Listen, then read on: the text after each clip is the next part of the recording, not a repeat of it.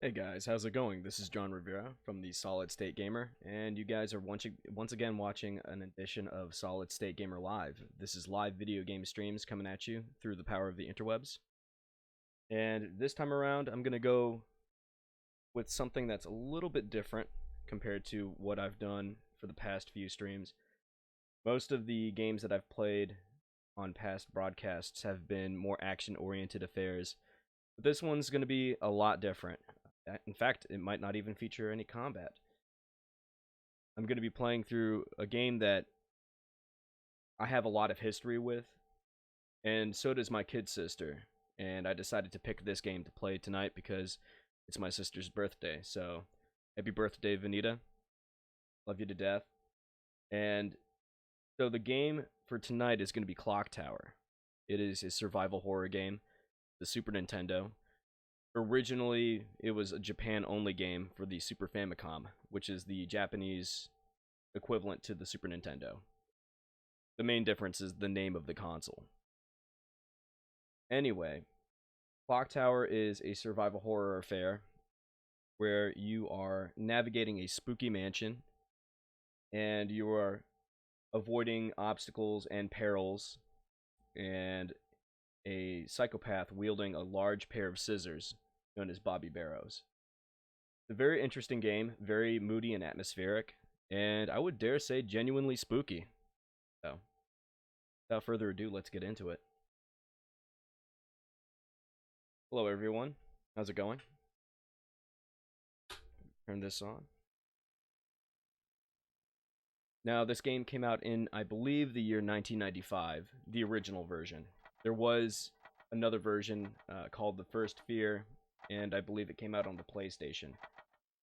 This game was developed by Human Entertainment, a very storied developer, a very interesting one too. Their games have always been a bit unconventional, and as you can see here, the presentation is just... it's a step above its other contemporaries.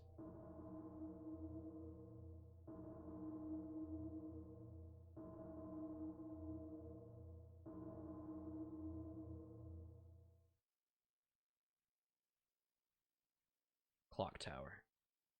Yep, was right, 1995, Human Entertainment. Now, the survival horror genre, I think people would mostly agree, kind of flourished with the Resident Evil series of games, but I would say the genre itself was in full swing, even before 1996. Let's see.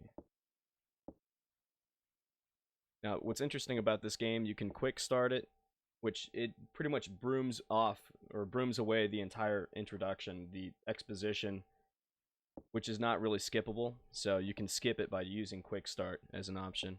Continue, you can continue where you left off. I'm not sure if you can do this after you pull the cartridge out of the machine, so I'm not really sure whether or not this game has a battery backup save. And then let's go to ending list before we start the game proper. So as you can see, there are multiple endings, and even though it says endings A through H, I'm pretty sure there's also an S rank ending.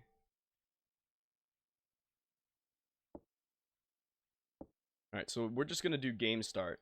That way you guys can get a feel of the story thus far. Raised in the Granite Orphanage, Jennifer and her friends were wanted as adopted daughters. It happened in September. Turn it down on my monitor. Don't want there to be too much echo or feedback.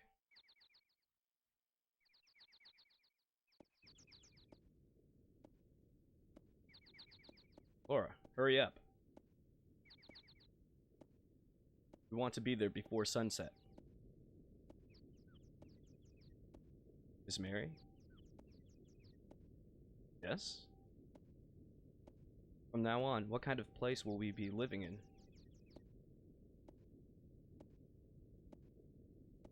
That's the 5th time you've asked. By the way, there are going to be some weird graphical glitches. Don't worry, it's a very nice place. So those little gray blocks, it's just some odd graphical weirdness. And on top of that, there are certain situations where the portrait of Jennifer, which is the character you control in this game, will sometimes be colored this odd yellow. And it's not supposed to be like yellow. It's not supposed to be one flat color, but sometimes the portrait just glitches out and displays like that.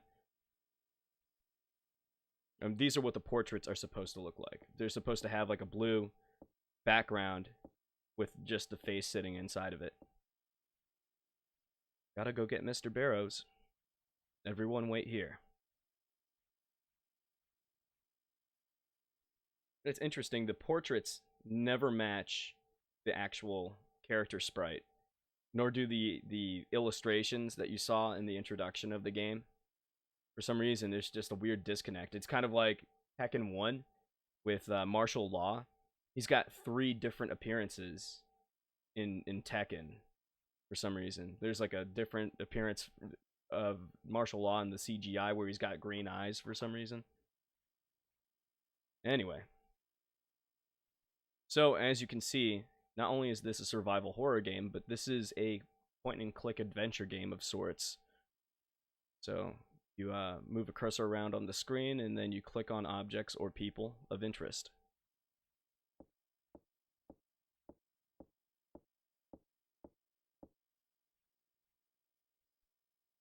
Nothing. Hey, Ann. You want to know what kind of guy Mr. Barrows is, right? Yeah.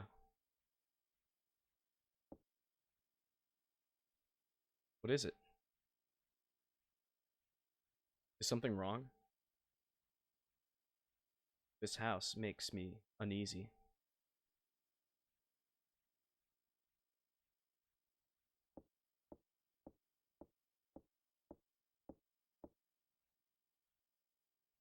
I doubt I'll ever get used to this place. Huh. Lots paranoid.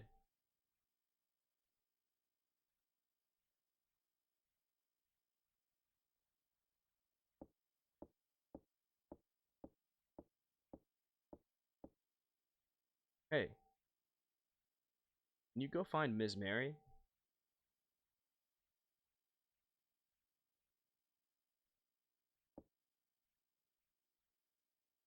What happened to Miss Mary? So you can see where this is going, obviously. You basically have to talk to each of the characters twice to get the game going proper.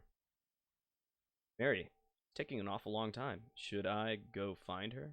Find Miss Mary? Alright, I jumped the gun. No. I'll go look for her.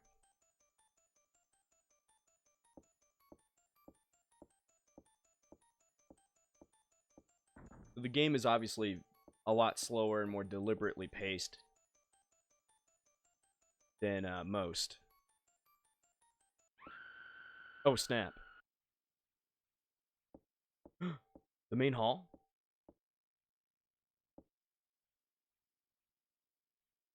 Girls? Come on, this isn't funny. So let's activate this light switch.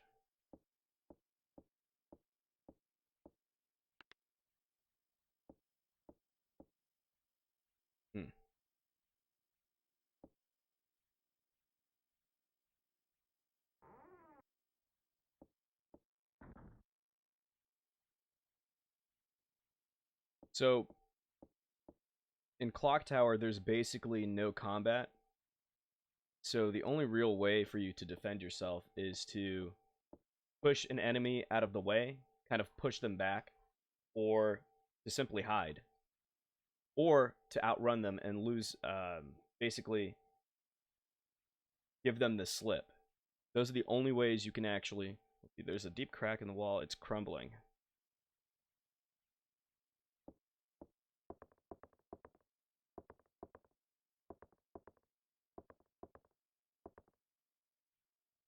Pile of trash. Pocketed a pile of trash and concrete. Alright, so now I have a rock.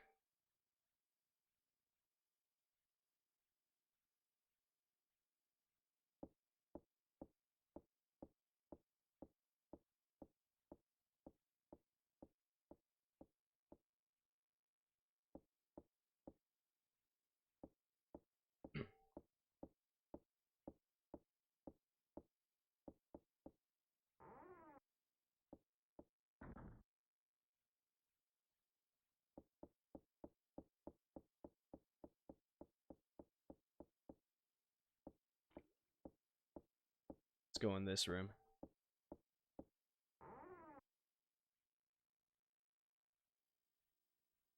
Okay. So I guess this is a good spot to kind of show. Little. Oh, I did not mean to click on that door. I think Laura. Oh. Okay. You can cancel it out by pressing X. Cool. Also, by pressing X, you make Jennifer stop in her tracks. And if you leave her idle for a little bit, she'll kneel down on the ground. And this is the only way for you to replenish your health. You can't regenerate health, or there are no health packs in this game. Basically, your life gauge is kind of like a sanity meter of sorts. Once it goes from blue into the red, then you're in serious danger of fainting or dying, or just something horrible happening to Jennifer. And then once you press the Y button for her to walk, or double tap it for her to run, then she'll stop kneeling. So let's investigate this picture. What is this thing? It's a picture. Alright, well,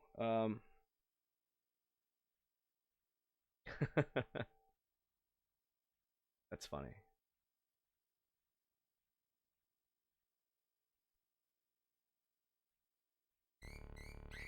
Oh snap! So right here, I've basically triggered a panic event, not a panic attack. I was about to say that, but anytime you get into a panic event where you're being chased by somebody or you're in danger and you have to defend yourself, the only thing you can do is press the action button. And if you have enough sanity left, or if you have enough life left, you'll either push the person out of the way, or you'll regain your composure for long enough for you to exit the room very, very quickly. But here's another situation. There's a bird in this cage.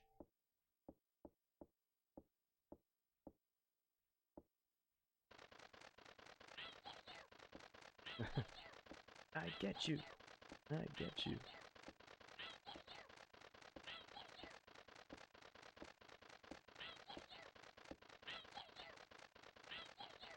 Okay, so now she's starting to panic. Now, on top of using the B button in order to regain composure for long enough to exit the room promptly, there are other ways within the environment that in which you can circumvent a danger or a panic event. So in this case, there's obviously, a context-sensitive solution to the issue. Now, had I not unleashed or opened up the cage and let that bird out, the bird would either stay flying in the air, if I didn't use the comforter. If I was being attacked or chased by anything into this room and tried to hide under the bed, the bird would basically tattletale on me. He would narc on me. I had to find that out the hard way.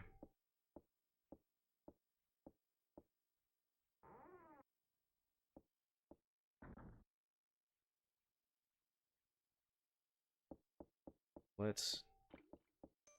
Oh. The sound design in this game is just incredible. Now, obviously, the game wants you to investigate this room, but I'm not doing that just yet. At some point, you will encounter Bobby Barrows, the Scissor Man, either through this avenue or by going into that door that I passed. Oh shit. Okay, I gotta get out of here. Now, like I said, the only way I can thwart his attack is to basically defend myself and push him back. And push him on the ground and quickly flee the area. That's the only way. The other, well, there is another way, and it's to hide like this. But hiding like this is not a surefire bet. You know, there's a chance that Bobby could look at, you know, where you've hidden and still kind of figure out, oh, okay, she's under here, or she's just past this door. So, all right, let's investigate the shower.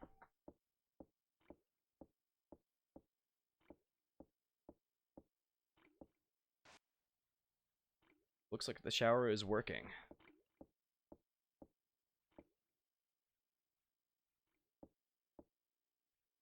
I don't have to go right now.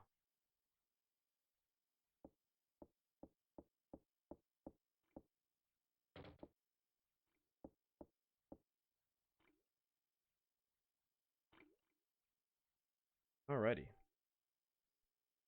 I'm just gonna let her chill right here for a sec and regain some of her sanity or health.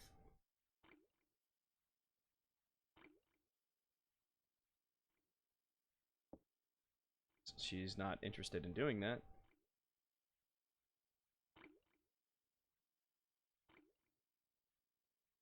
Now, this isn't the only human entertainment game for the Super Nintendo.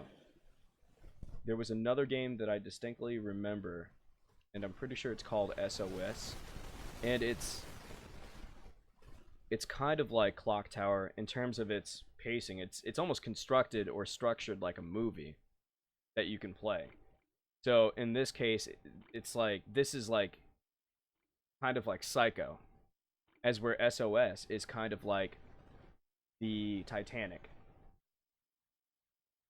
So you're basically on a huge cruise liner that has a rupture in its hull and is slowly but surely sinking. But at the same time, it's rocking back and forth. So there's a lot of great usage of Mode 7 effects with SOS. I mean, some of the levels completely change, or the rooms, because there aren't levels per se. You're just going through different chambers and different rooms of this large cruise liner ship. And at the same time, the boat is taking on water. It's rocking back and forth. It's really interesting. But suffice it to say, Human Entertainment is a development studio, or was. They no longer exist anymore. But was a development house that was more interested in gaming concepts that were outside of the norm. They weren't really interested in doing your run-of-the-mill platformers or side-scrollers. It had to have something else going on in it that was kind of against the grain of what most other development houses were doing at the time. Alright, so she's all healed up.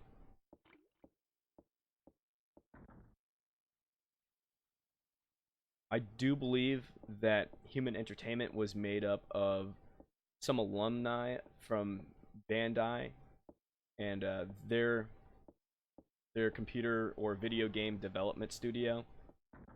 And that studio was responsible for such hits as Gilligan's Island for the NES, Kabuki Quantum Fighter for the NES. Both interesting games. Kabuki Quantum Fighter specifically is an odd duckling in the side-scroller action genre.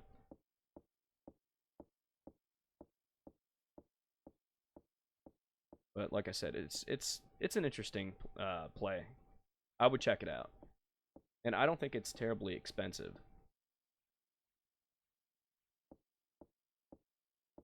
What's up, Gaming Instincts? Yo, what's up, dude? Not much. Did you get a haircut? LOL. Yes, I did. Got a haircut and a shave. I know, I must look very different compared to my last few streams. Okay, so the door is locked.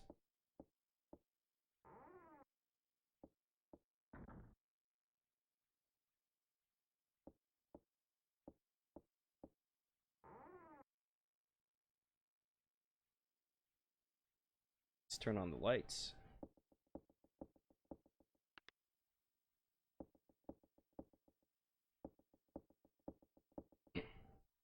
Some eating utensils. That's odd because it looks it looks like a spice shelf or a spice rack.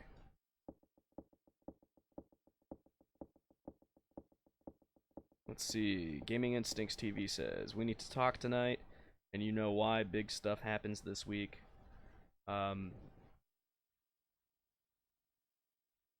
What is this? Point and click? To a certain extent, yeah. So, Gaming Instincts TV. This game is called Clock Tower, and it was made in 1995, or at least it came out in 1995, and was developed by Human Entertainment. And it's a point and click adventure slash survival horror game. All right, now I've got to get out of here because I've triggered a panic event involving all these insects, these roaches. Run, run, Jennifer.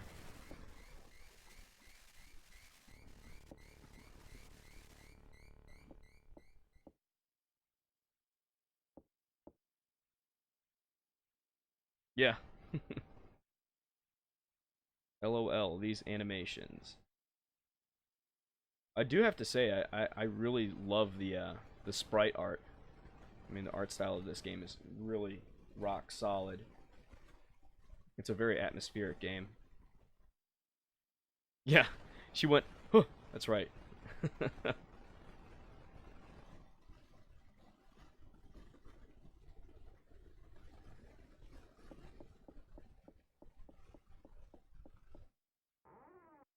Let's see what's up at the other end of this door. Oh yeah, that's right. It's the garage.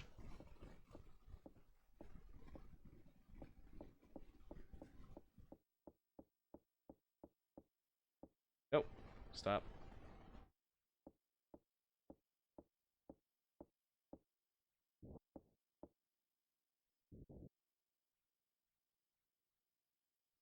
Keys aren't here. Huh, interesting. Sometimes the keys are in the vehicle.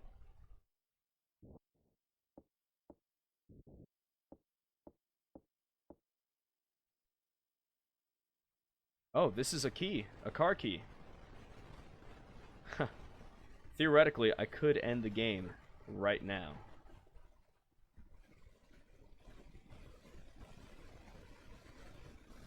Let's see. Gaming Instinct says Luis is coming down on New Year's. We need to hang out. Oh, we're gonna hang out. Oh, that's cool.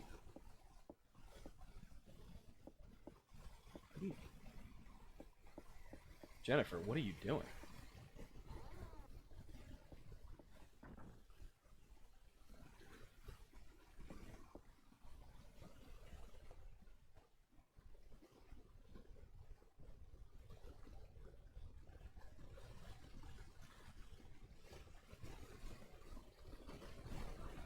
I think before Clock Tower came out, the pool of survival horror games wasn't terribly large. So back in the 1980s, the late 80s to be exact, there were two games that I know of that were two, I guess one was a Western developed game, the other one Japanese developed, that really kicked off the survival horror genre. And the Japanese one was a Capcom developed survival horror RPG called Sweet Home. And believe it or not, Sweet Home, even though it was based on a movie that came out only in Japan under the same name, so technically it's a licensed video game, it's kind of its own beast and would actually later influence the development and style of Resident Evil. Like, for example, the mansion setting, the puzzle solving, even the loading doors or the loading screens, which were basically the same exact sequences as the door sequences in Sweet Home. Anytime you unlocked a door, that you would get like this little brief cutscene of the door creaking open. It goes. It was actually a pretty cool aspect of the presentation itself.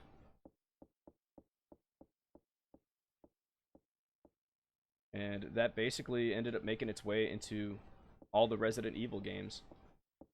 At least all of the ones that matter.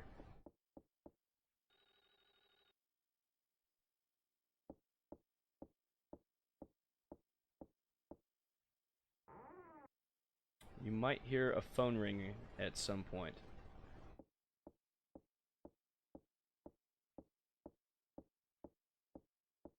Let's see, Gaming Instinct says, what did you think of the Resident Evil 3 trailer? I thought it was good. I'm interested. I do have to say that even though, let's see, the door seems to be stuck. Heard on that. Yeah, I'm interested in an RE3 remake. Let's see. It seems that the door is locked. Okay. So I need to figure out another way to get to the opposite wing of the mansion. Yeah, I liked the trailer. I thought it was cool. Come on.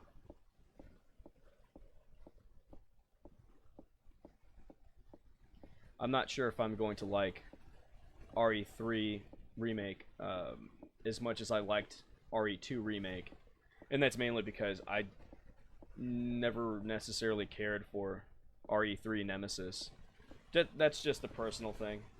I think that things were getting a little too crazy in the Resident Evil universe as soon as RE3 came out. Like, I thought that was when RE kind of started to jump the shark a little bit. I don't know, Jill looks a bit weird with her... Wait, what's up? I don't know, Jill looks a bit weird with her design. I'm trying to think of... I mean, I watched the trailer. I mean, she basically just... She looked like she did in RE3. She still has the blue tube top. Right? Unless I'm not recollecting the trailer properly. Anyway, I thought that Jill Valentine's character design in RE3, the original one, I thought that was a bit odd. But then again, I don't know. I thought that RE3 was interesting. It was an interesting experiment in trying to make Resident Evil more of an action game when it was really never designed to be an action game. You know, the combat was just... It's kind of just something that they had to have in there. Oh, you're talking about her face? Her face? Oh, not her face. Her face. Sorry, I'm not paying attention. It looks like a bird's nest. I use this stick. Okay. Like, okay. Gaming Instinct says her new design looks meh. Yeah, I am talking about her face. I think RE4 was the best combo of action and horror. I'm not gonna lie. I mean, RE4 I could take it or leave it. Again, I have I respect what they were trying to do with that game. But I think that they just kept on going in that direction, and they didn't stop. And that was kind of one of the reasons why RE got itself into the trouble that it was in. A can of insecticide. Okay, yeah, I need that.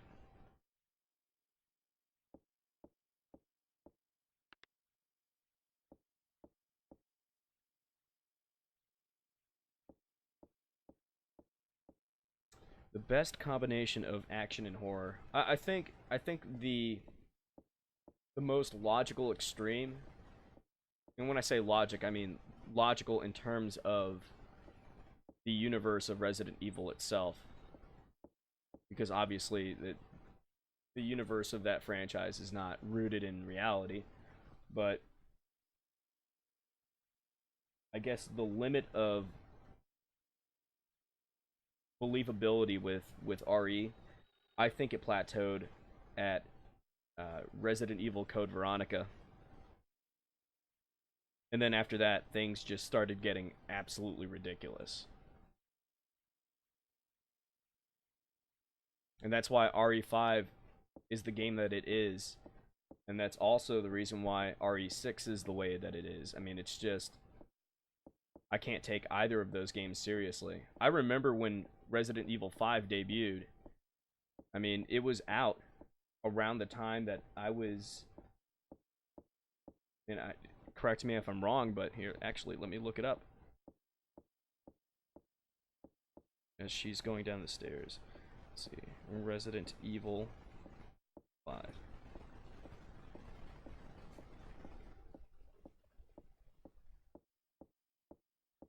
Okay, Resident Evil 5 is a third-person shooter video game. Haha, I love how they correctly define what the game is, because it's not a horror, it's not a survival horror game.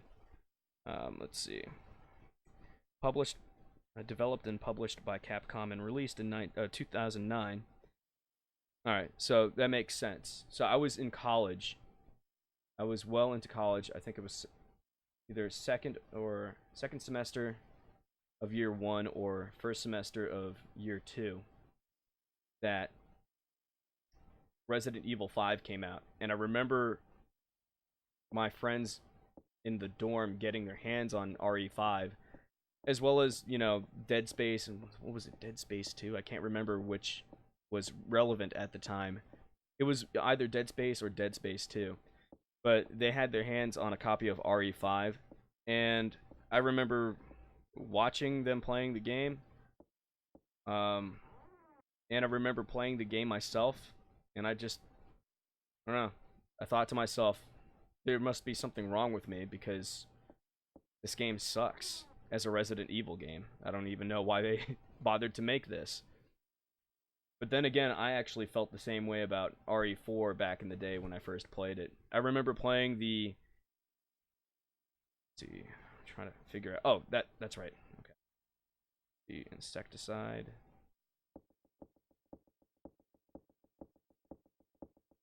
I remember playing the interactive sampler CD for Resident Evil 4 for the PS2, I believe is the platform that they released that demo disc for. Sprayed the insecticide. And believe it or not, Resident Evil 4 would have been, or could have been, a way worse game than it ended up being. If the game came out in that form that I saw on the demo disc, RE4 would have it would have gotten really poor reviews, because I thought that was legitimately a shit game. But they actually fixed a lot of the issues that were in the demo. Gas tanks for a stove.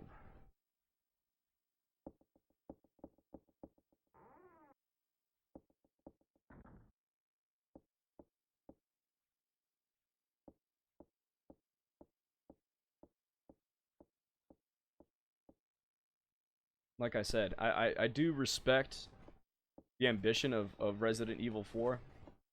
I just believe that they should have, they should have just made that its own game franchise instead of making it an RE game. Because I knew that they were just going to keep on going into the action-oriented direction. And, let's see.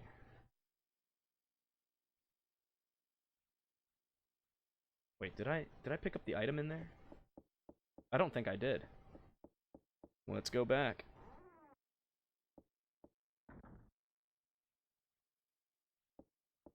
Because after 4, I thought to myself, man, they're not going to stop going in this action-oriented direction.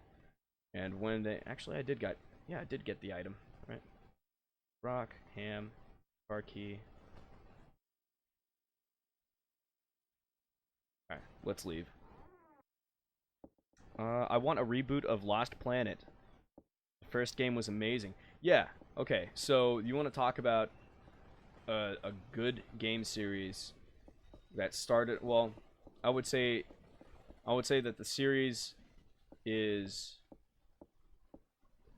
middling in terms of its batting average, because I didn't really care for Lost Planets 2 or 3. I think both games left a lot to be desired. But that first Lost Planet Extreme Condition, ooh, it was a hell of a game in my opinion. What am I doing?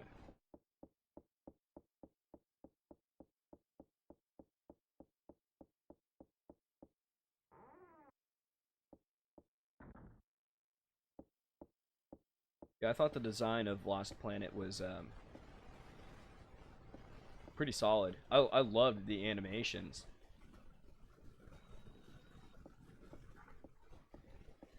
Like everything having to do with the grappling mechanic, anything having to do with environmental traversal with Lost Planet Extreme Condition, everything felt like it had weight to it. So every time you dropped down on the ground from a jump, no matter the height, your character, I mean, the character animated like he had made a huge impact. I also loved just the animation when it came to just the character aiming his weapon. Like his wrist would rotate to a certain point, and then once you went past that limit, the character's footing would adjust. Let's see. RE7 is my favorite horror game from this generation. It went back to the roots. Let's see. It seems that the door is locked. Hell. Okay, so what do I need then? Alright, let's see. You missed what I said about RE7. Okay, let me check out what you said about RE7. RE7 is my favorite horror game of this generation. It went back to the roots, had a perfect amount of action, and felt like true horror. Yeah. I mean, I greatly enjoyed RE7.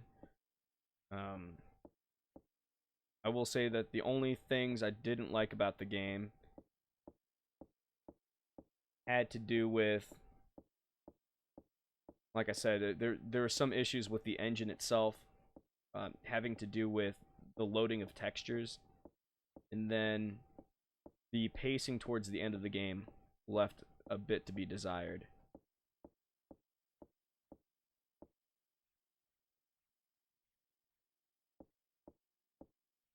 Let's see if there's anything else in here.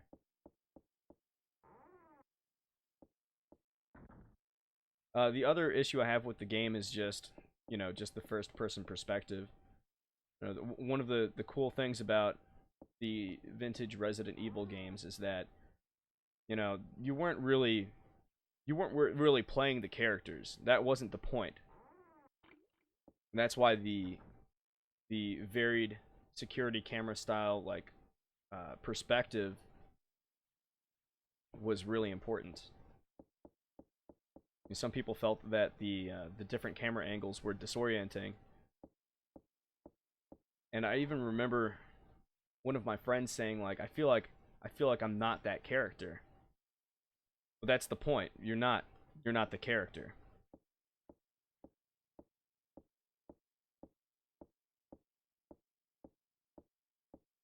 There are some games where you're obviously supposed to be the character, but there are other instances in which you're not. All you're doing is guiding that character towards the end goal or towards salvation. And that's exactly what you're doing in games like Alone in the Dark, 1, 2, and 3, or even A New Nightmare.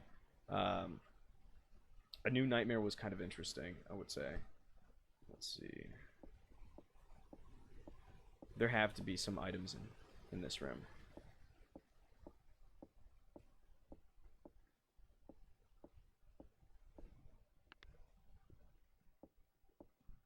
Let's see. Gaming Instinct says, honestly, I prefer the first-person shooter view. At first, I did not think that would be good, but RE7 proved otherwise. Personal thing though. Yeah, for sure. I mean, the first person perspective offers a lot of advantages over just let's see what's in this box. Over, going third person or third person behind the back or third person omniscient view. West Wing key, yes. Thank you. Alright, now we're making progress.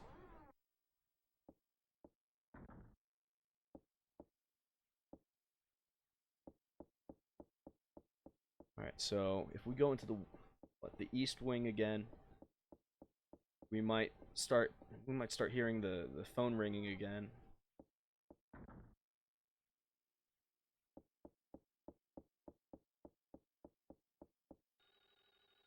My personal opinion though is that RE2 remake, while not as good as the original, it's pretty damn close, and that's a huge compliment from me.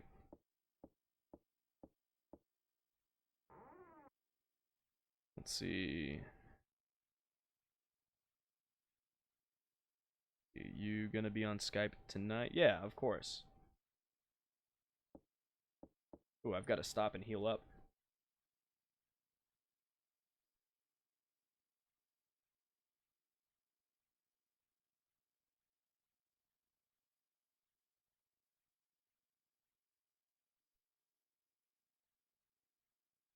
Oddly enough, even though a lot of people complained about the uh, control scheme, which most people call tank controls, but the proper term for it is character relative movement. Even though people complained about that control style to no end until the scheme changed from tank controls or character relative movement to the behind the back format of Resident Evil 4. Those games that did come out in that style back then, I would dare say they aged a lot better than any of the other full roaming or full range third person action games, because in some of those games, in terms of control, you cannot you can't properly control what you're doing. And then there's an issue with the camera itself. A lot of games just could not nail down the idea of a third person camera or a camera in 3D space. There were either games that let the camera clip through the walls of the environment, like Mega Man Legends, or on the other hand, you had games like Castlevania for the N64 or Castlevania Legacy of Darkness that considered the camera a solid object. So it couldn't clip through walls. It would just butt up against walls and barriers and objects and everything in between. And the camera would just do odd things. It would go through the character model. It would pivot upwards, so that way it was just looking down at your model. Anyway, I mean, in any case, it was doing anything but giving you a look at the enemies in front of you.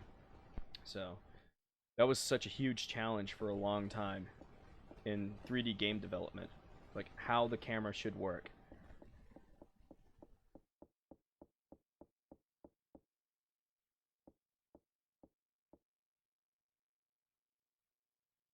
Let's see.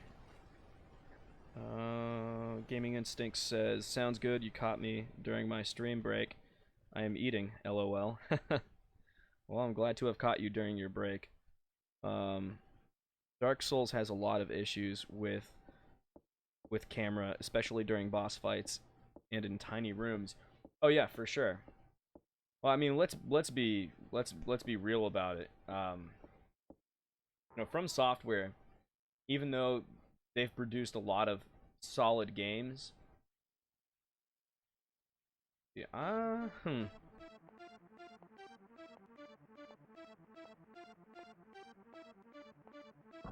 Oh jeez. Oh jeez.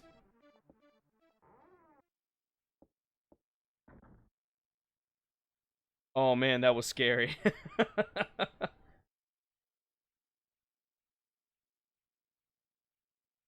Whoa.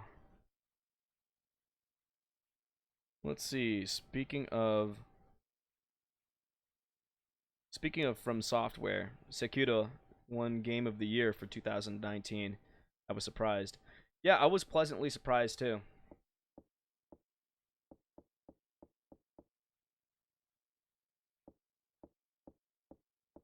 But From Software has always been kind of like an underdog developer.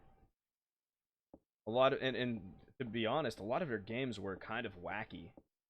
You know, there was The Adventures of Cookie and Cream for the PS2, which is it's like this weird one controller yet two-player co-op experience. So two players would be holding one controller to play as both of the characters, and it requires a lot of communication and synchronization to play that game properly. Um, let's see.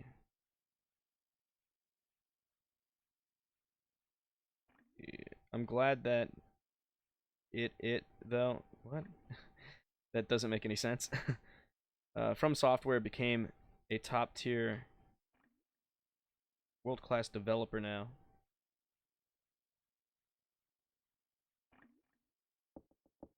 Yeah, I agree that um, From Software, the quality of their games has increased exponentially uh, from the early 2000 aughts to now. It's been quite incredible. Corpse of a Crow. Key here. Pocketed the cage key.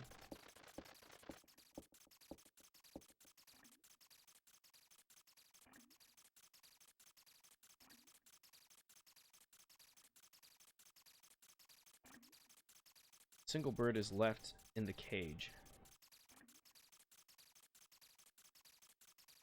Let's see. I can't wait for wait. I can't wait for Elden Story. Story written by Game of Thrones guy GGR Martin. Miyazaki to Dark Souls. It also has horseback riding and influences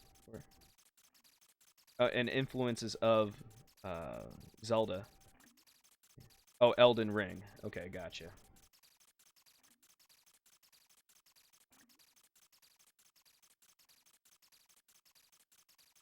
Page key. Let's do that number right there.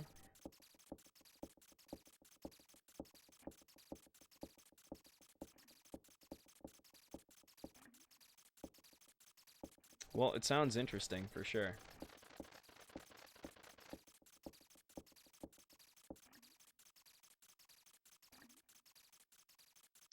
I hope I find a way out of here too.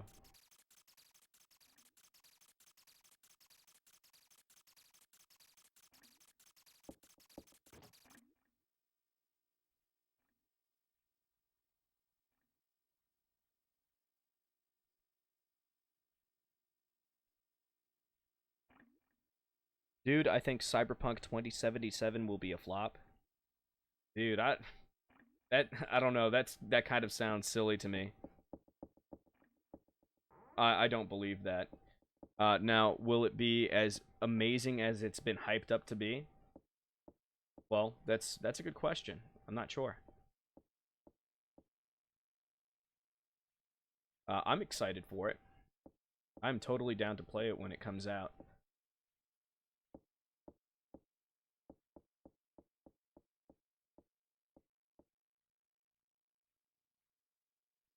Let's see. Gaming Instincts. My dude. My boy. I saw the game behind the scenes. I was not impressed. People are overdoing it, overhyping it. Um, yeah, absolutely. I think the game has gotten way too much hype for what it is, but I'm actually kind of curious as to, you know, I'm actually interested in what it is.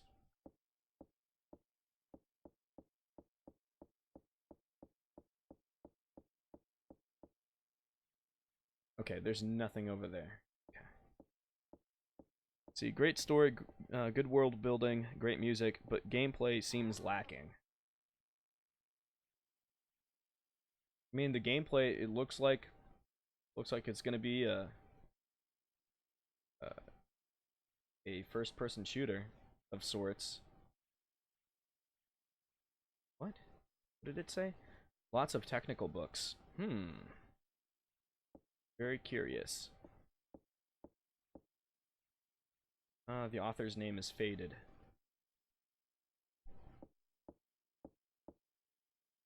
Various technical books.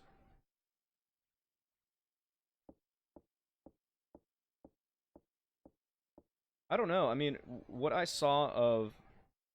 Oh, what?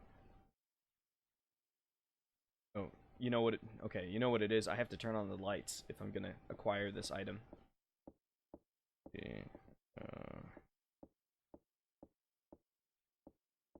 Yeah, as far as Cyberpunk 2077 is concerned, I'm impressed in what I'm impressed with what I saw of the gameplay when I saw the first demonstration of it. What? I need to turn on the lights. Let's see. But yeah, I'll still buy it when it comes out. But then again, I still have to buy a copy of The Outer Worlds.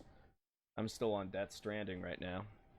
Let's see. Gaming Instinct says, I miss the LucasArts point-and-click adventure games. I do too. Stuff like, I still have my my copy of Day of the Tentacle. I'm not exaggerating. I love that game to death. So much that I still have a copy of it on CD-ROM.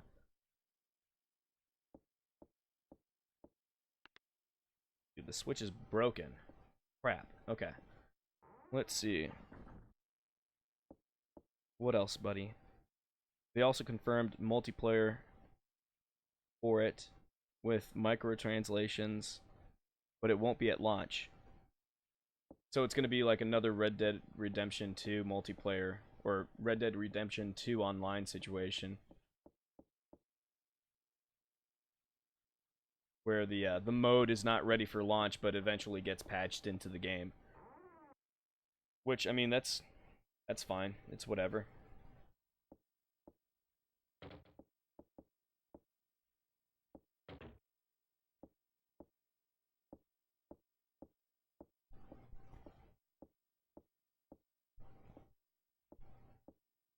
I don't know. It will be their first attempt for CD Projekt Red. Yep. Well, oh. Oh, jeez. Okay, buddy. All right, cat.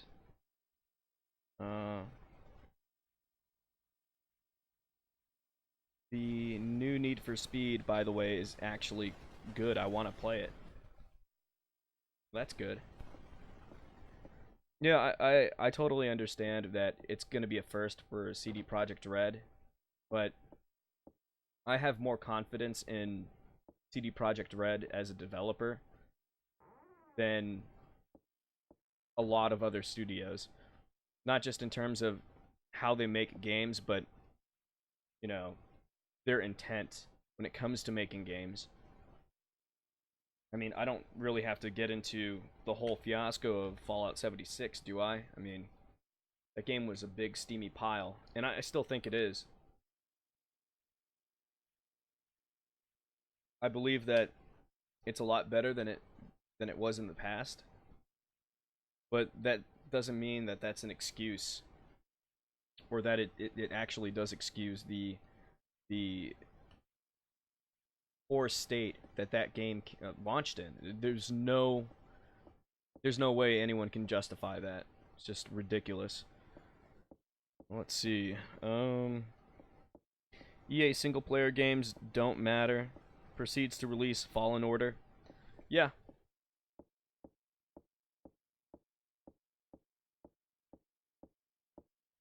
EA is just, you know, full of crap. And so is Activision.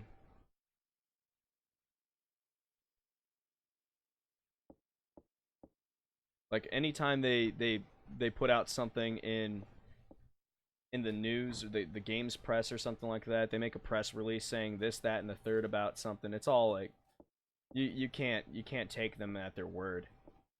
Just nonsense. At least Activision did not butcher Sekiro. While that is true, Activision is a shady company. And they continue to be a shady company. Let's see, the wall looks painted over. Yeah. Yeah, that whole press release with them saying, oh, you know, just single player games, they're just over. I mean, it's just an excuse for them to say, oh, we're just gonna make we're just gonna make these multiplayer online games because we don't want to put money and time into stuff like artificial intelligence or bots and good level design. That's all it comes down to, because those things cost money.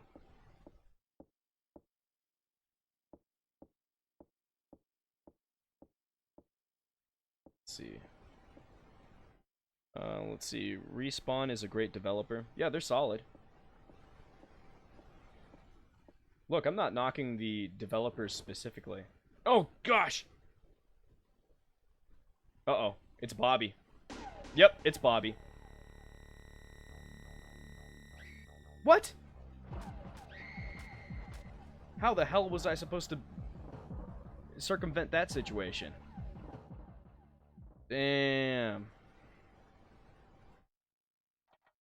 There was literally nothing I could do. As soon as I got back to the plane of movement, all of a sudden the crate was like starting to wobble. All right, let's continue.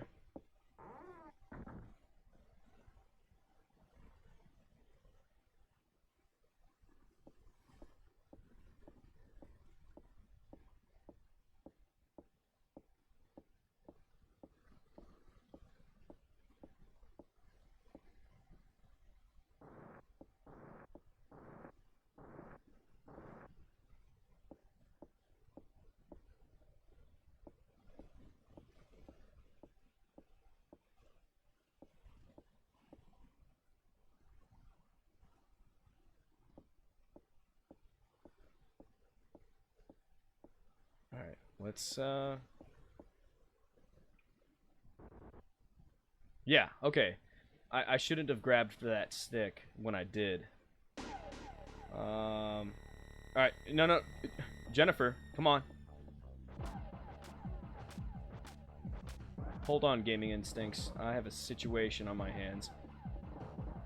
I gotta get out of here.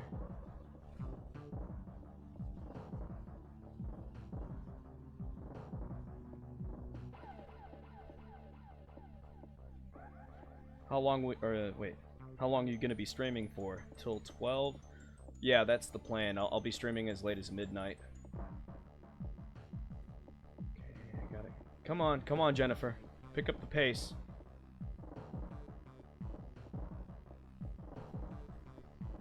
Is this the door?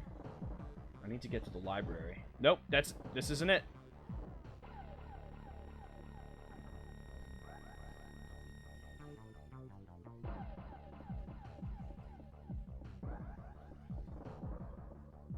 Okay, this has got to be it.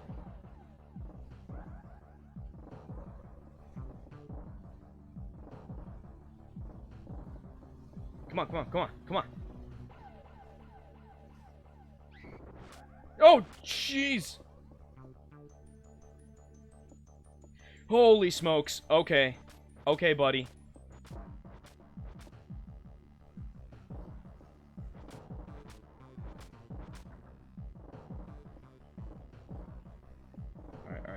All right.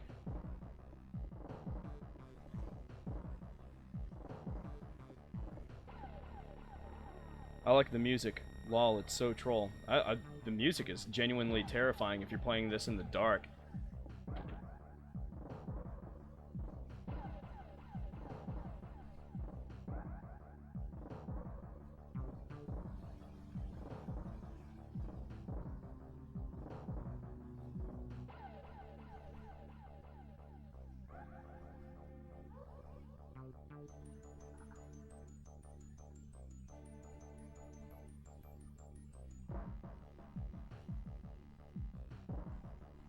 Is this the tyrant? No, not quite. Okay. I don't even... Alright. He's not gonna come in here and try to check for me. I don't know what to do. Maybe go back to the library? There's no way he's still there.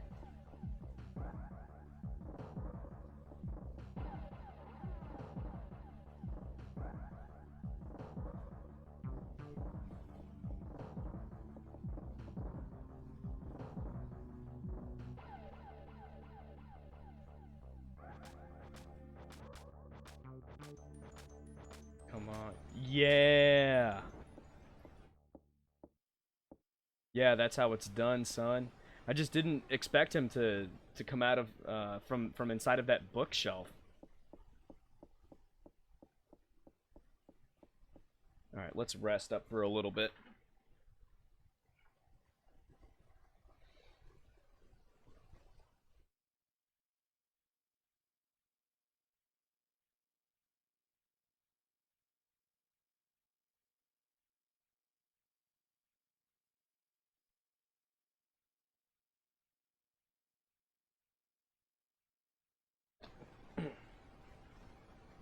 Cool. Full sanity or full health. Whichever way you want to put it.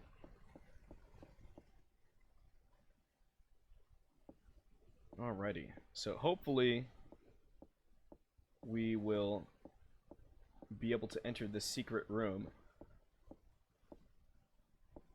Because this was kind of... So, like I said, I have a lot of history with this game, and so does my sister. Back in the day, I got my hands on this weird Chinese knockoff media center box.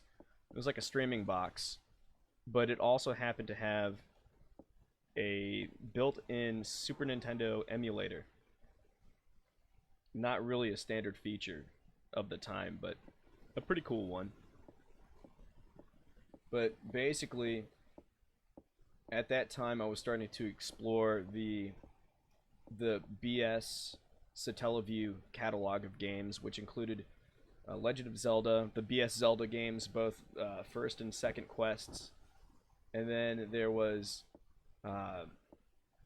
Zelda and the 8 Stone Tablets, which used the Zelda A Link to the Past engine. Let's see, there's a room over there. And then there was also Radical Dreamers, which is basically the canonical bridge between Chrono Trigger and Chrono Cross. And it's the first game to have Surf and Kid and McGill. Well, McGill is technically, what's his name? Magus from Chrono Trigger. So I guess it's not the first game to have McGill in it, because he's technically Magus from the first title. But I got really, really fascinated with these games that were Japan only. They never saw release outside of the land of the rising sun, and I wanted to experience them. So I got this device that had the built-in SNES emulator, and so that way I could actually experience some of these games from the land of the rising sun. One of them being Clock Tower, this one right here, because they had just recently come out with a fan translation for it. This was during the time of the fan translations. And when I brought this streaming box over to my family's place to, during one of the occasions in which I visited, my sister was kind of fascinated with this stuff. I mean, she's always been a gamer, so.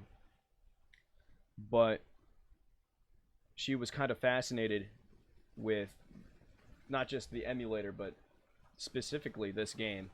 So I was playing it pretty much blindly. I didn't know anything about the game. I wasn't looking at any walkthroughs. I was just playing the game as someone who had never played it before. And she thought it was really fascinating.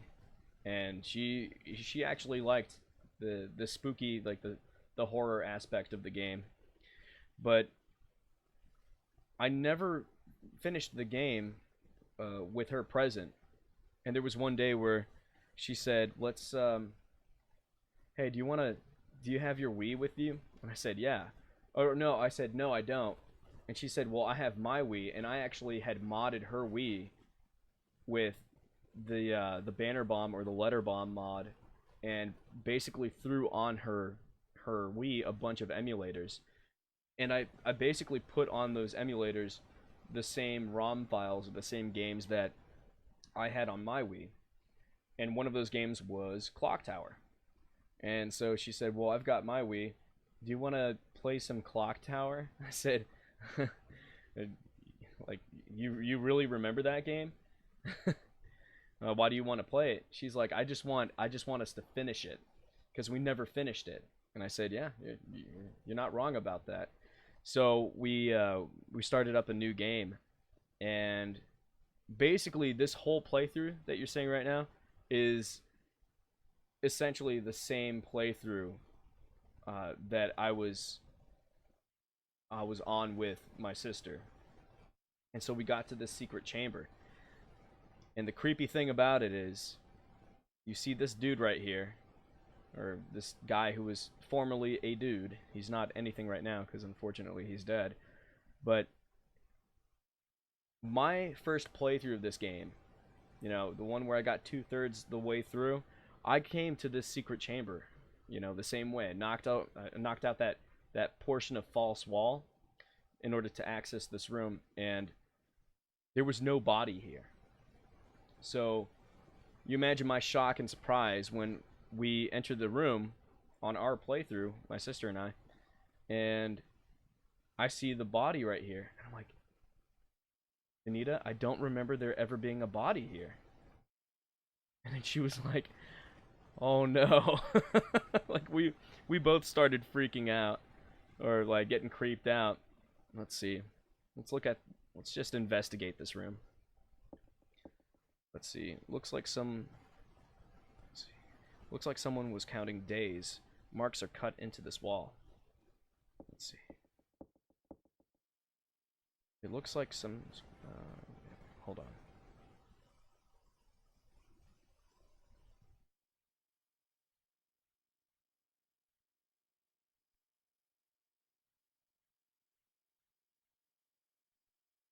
Read this. It looks like a chart of some sort. Mary and Patient's names. Mary's and Patient's names. The name of the master of the house. ... Mary Barrows. Which is interesting because Mary Barrows is that blonde lady who brought all these young girls to this house because they had recently been adopted. But it's kind of odd that even though she says there's a Mr. Barrows, he's not documented as the master of the house. And I'm not necessarily being sexist in saying that. I'm saying, like, all I'm saying is that it's interesting that he is nowhere on the documentation. It's just Mary. So whatever happened to Mr. Barrows? And we have yet to see Mr. Barrows once. We've seen Mary Barrows. We've seen Ms. Barrows, but we have not. And it's interesting that she's referred to as Ms. Barrows because Ms. is not a title given to a woman who's married. It's Mrs. So there's something odd going on. Looks like some sort of chart. The patients were in 2 newborn babies. A black medical bag. The name's embroidered here. Walter Simpson. That's her last name. Walter Simpson?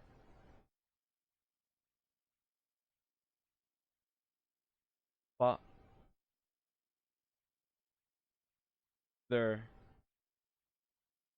Man. So yeah, her full name is Jennifer Simpson. And that's Walter Simpson over there. So I guess there's nothing else to investigate, so let's man, I'll tell you what, when when Vanita and I came across this, it's holding a piece of paper. It looks like a memo.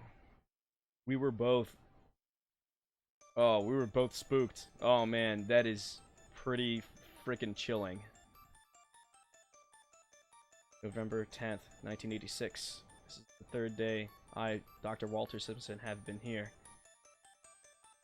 I'll not last long. Before I die, I will record this. There were twin children who were a blemish on this world. When the lady was to give birth, I was called to this house. She gave birth to demons. She gave birth to 2 demons. When they were born, they ate my right hand. They were ill, their bodies deformed. They should have died, but they lived. I should have tried to. Breathing is painful. The air in this room is already gone. They are in a cradle under a star. Jennifer. Jennifer. Jennifer. Man. That is... yeah, that's chilling.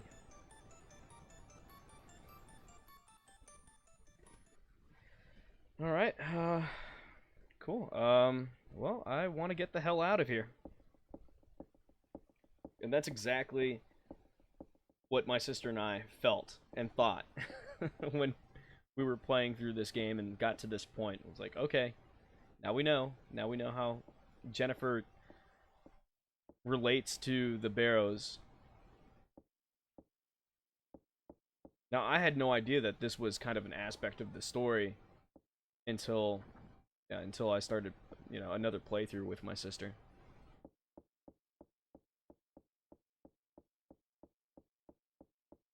Alrighty.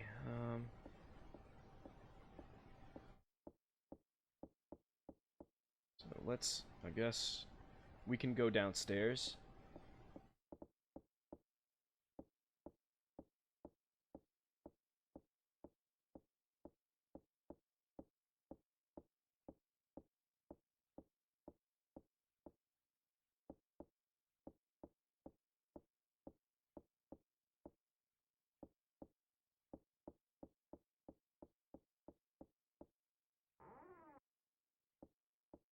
Excuse me.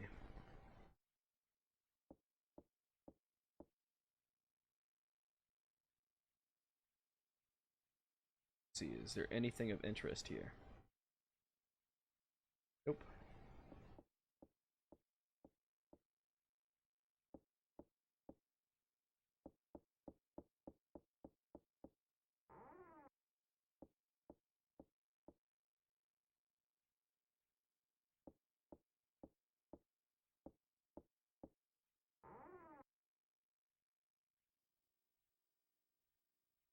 Oh, okay, wait, I've been here. Let's go upstairs and investigate more.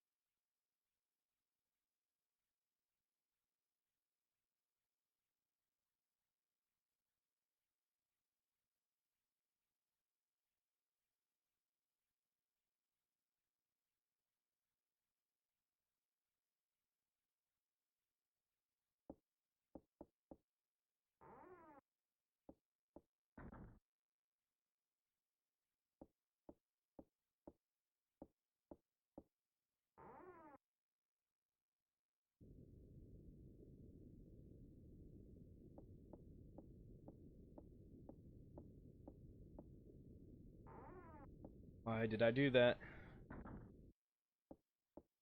Oh man, I want nothing to do with this room. Nope.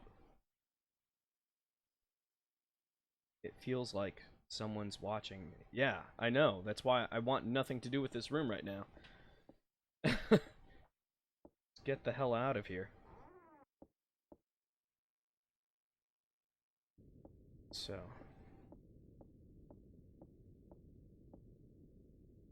see if we can turn on the lights.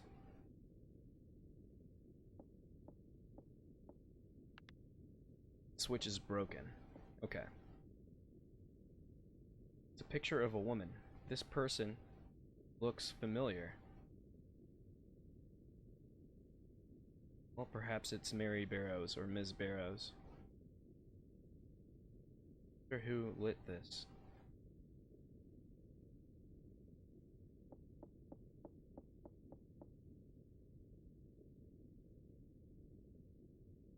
Portrait of a middle-aged woman.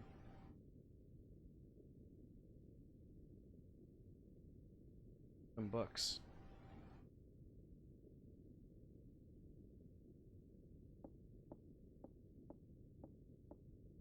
Empty.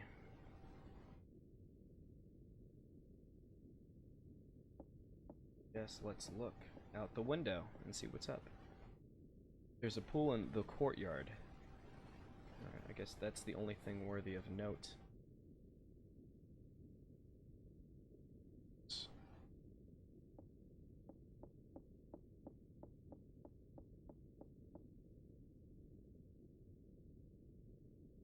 Let's rest for a second, and then we'll venture into that room, even though I don't want to.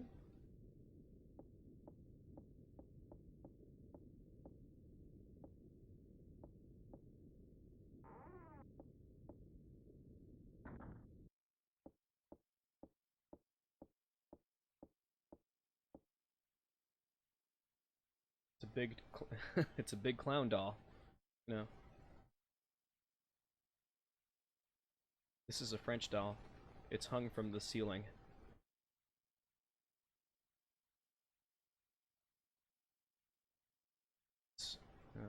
I can't interact with that.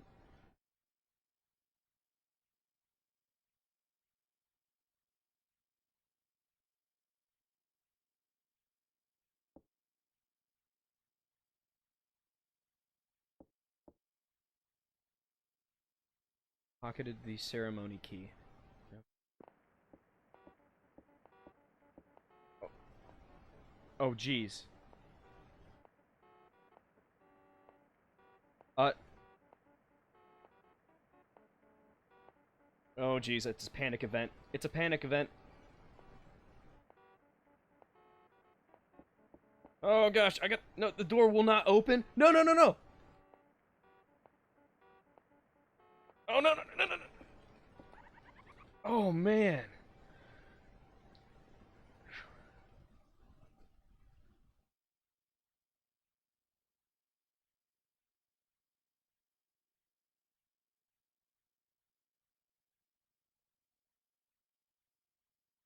So I'm assuming that this is Bobby Barrow's room or Scissor Man's room.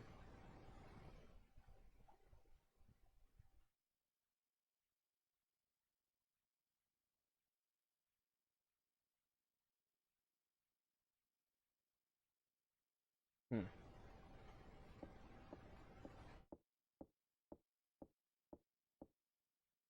Looks like a child's bed. It's dirty with stains and dust.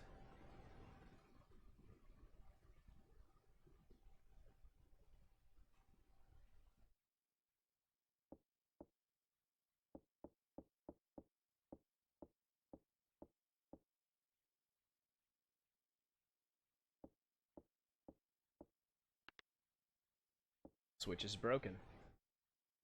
Okay.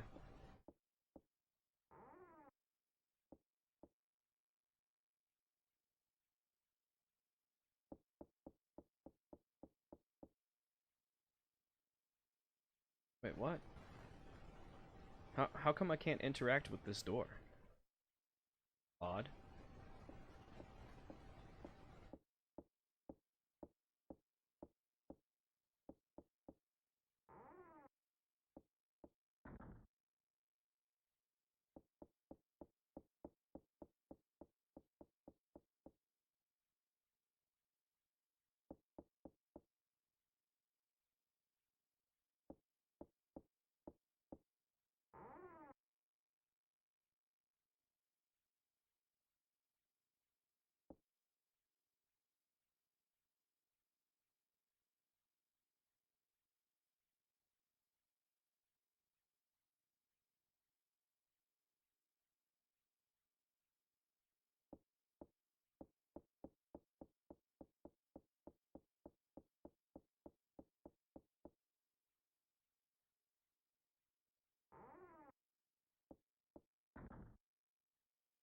Oh, okay, I'm back in the East Wing.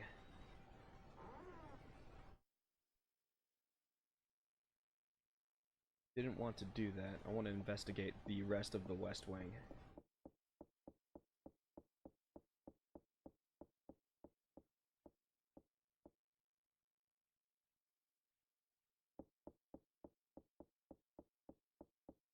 Huh. Alright. I'm pretty sure that this... Let's see. Yes, I have... Ooh.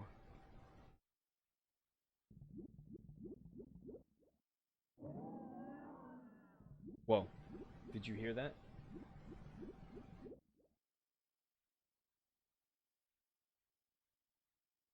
Huh.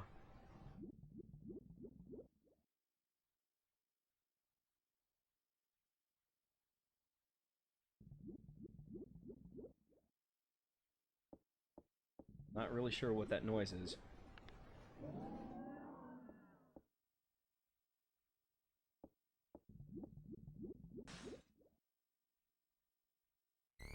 Oh, jeez. Oh, jeez. That's nasty.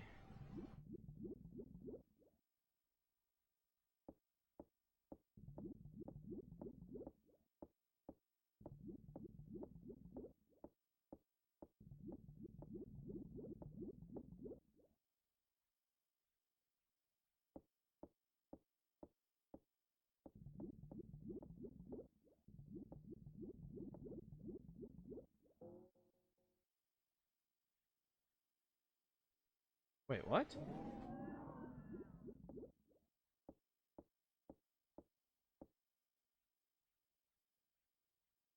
Hmm.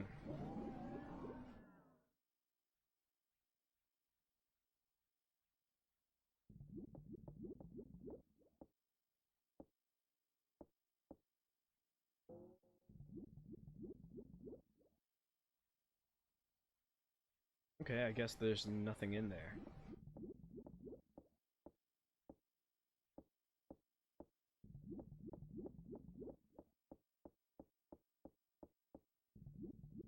Hmm. Okay. Nothing to see here, heard?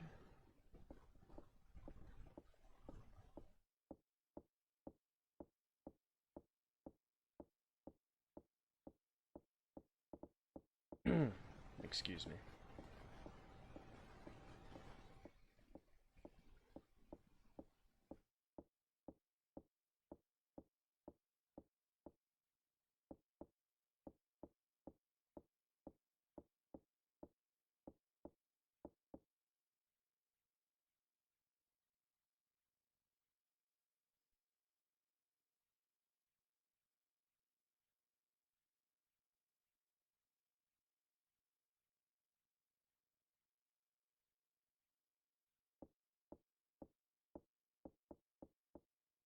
Right, let's see what's inside here.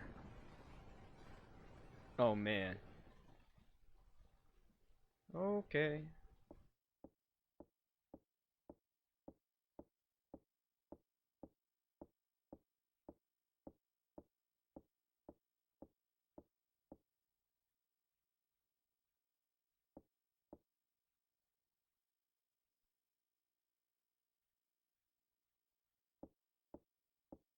This isn't creepy at all.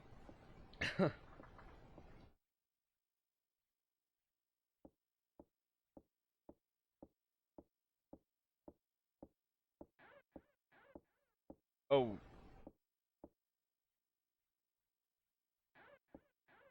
Whoa, whoa. Do you see that? No. Oh, oh no. Jennifer.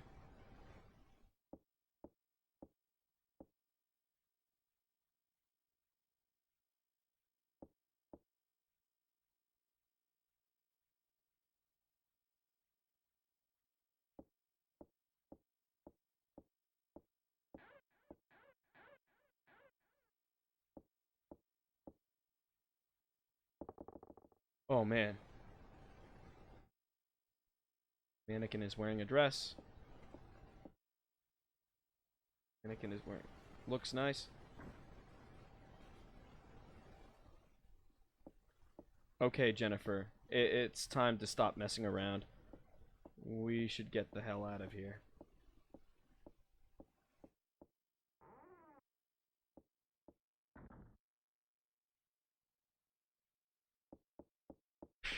Okay. Okay. Alright, let's investigate this room.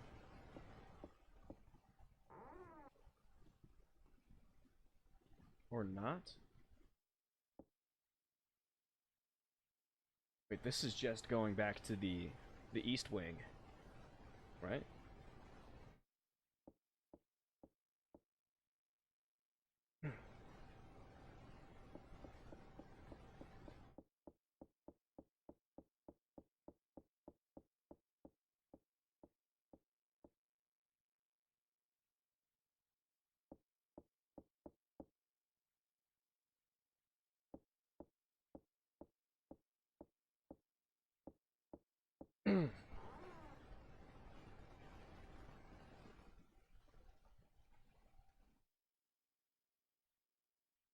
Yeah.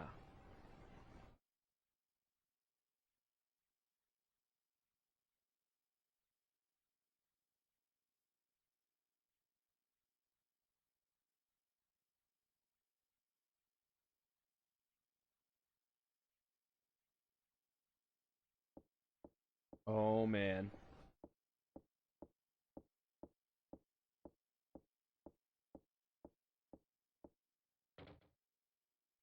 There's only junk inside.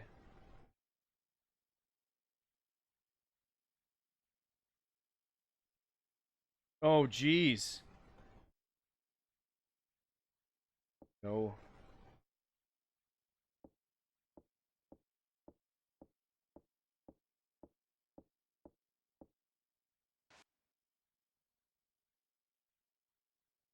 Staff rests in this pot.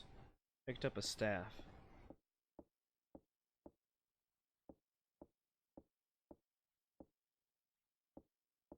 Alright, I'm gonna do the unthinkable. I am going to play this piano. Oh god!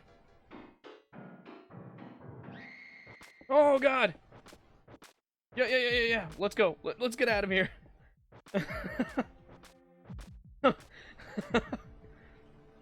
Alright. Run, Jennifer. Run.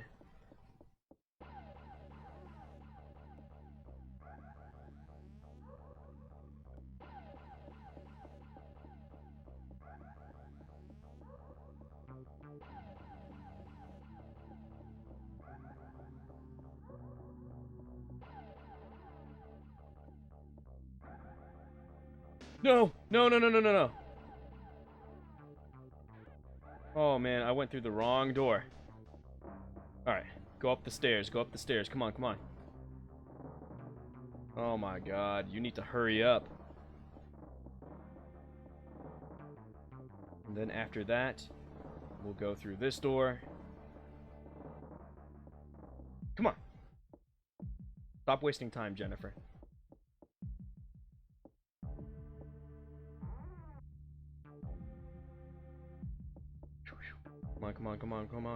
Come on. No! No!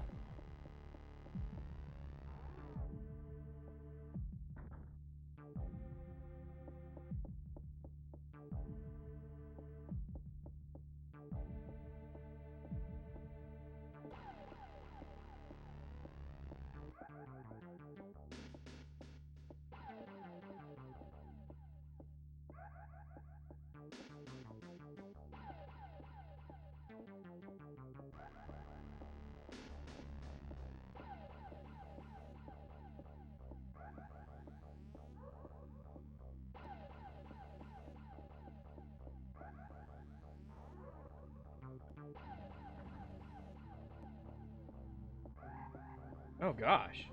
Slow down. Why? Why? What for?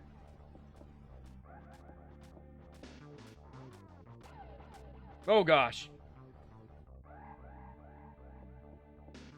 Why is the game slowing down like that? That's incredibly odd.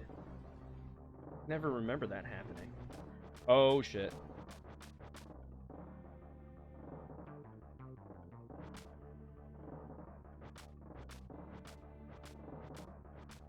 Whew. I think we may have avoided him.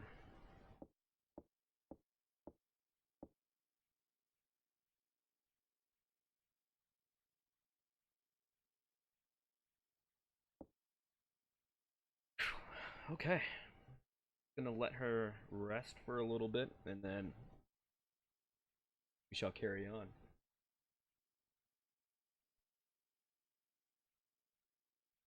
Whew.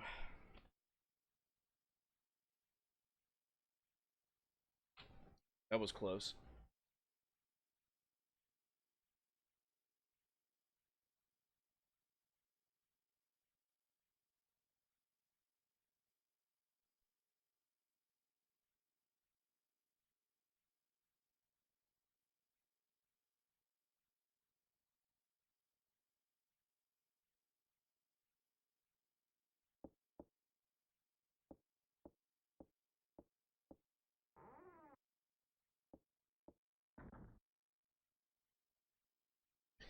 Huh, interesting.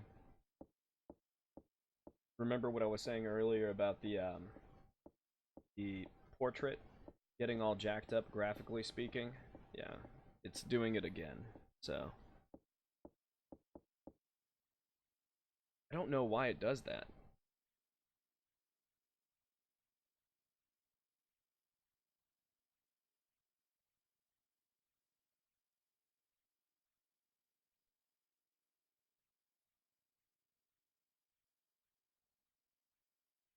Hmm,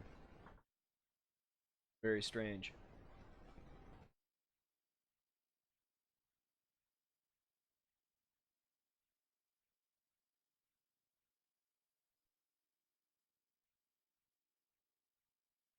Got a staff now.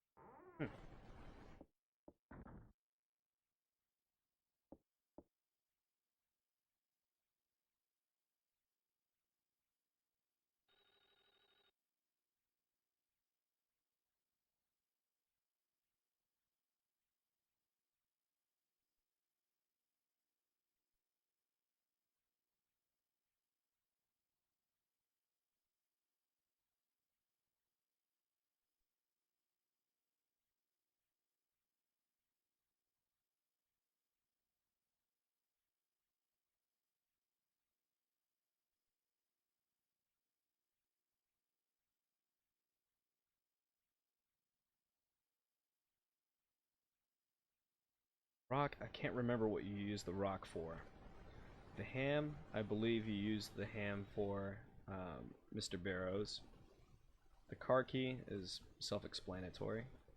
Rope, I don't remember. Cage key, alright, I've already used that one.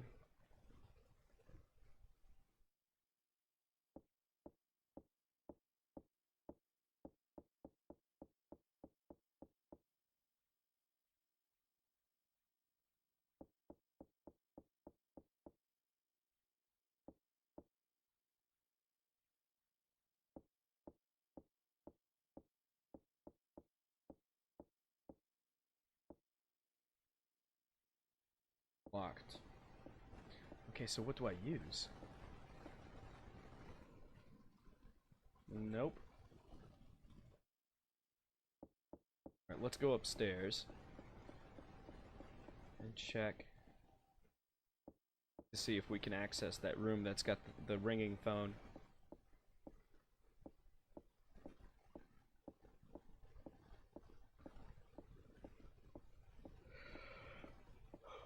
Let's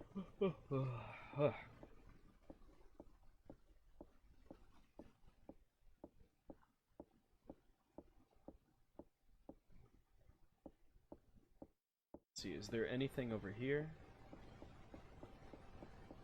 No. Okay.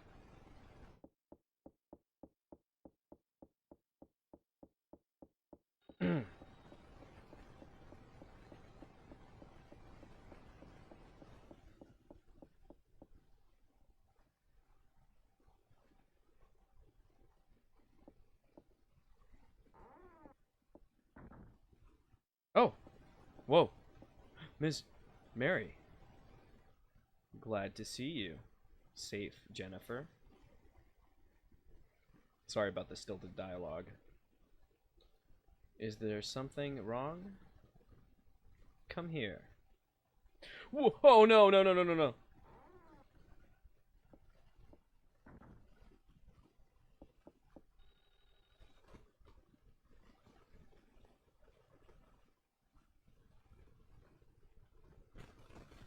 Whoa. Did you just see that?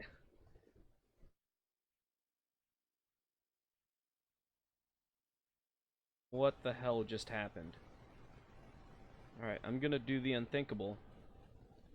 I am going back.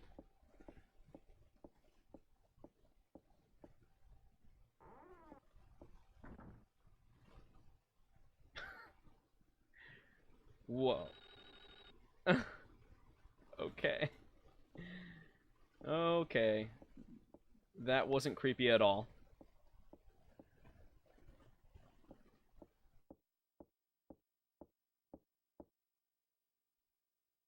Seems to have been recently used. Some of the drink is still in there. Hmm? A silver key is placed under the glass. Pocketed the silver key.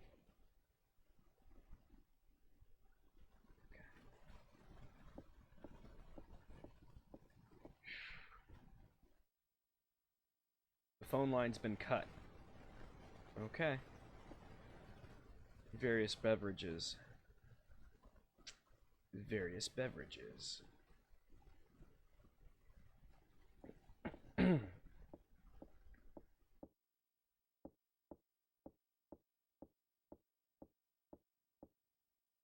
Like a bureau. There's some women's clothes in there.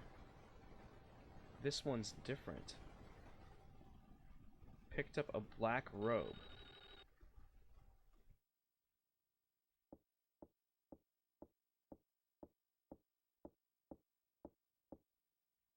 It's a comfortable couch. How would you know? You've yet to sit in it. Or sit on it. The phone line's been cut, even though it's clearly still ringing.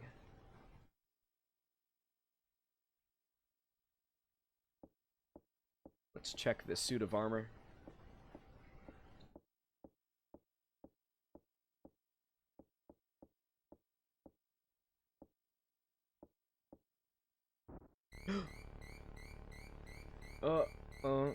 What? Laura? Oh my god, are you serious?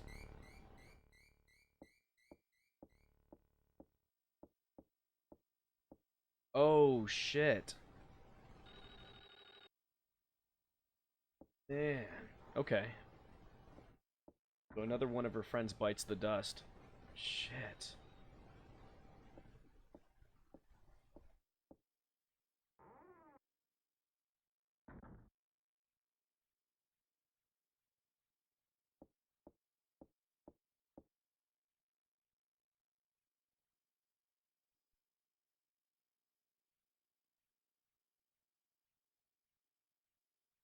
Nothing else here.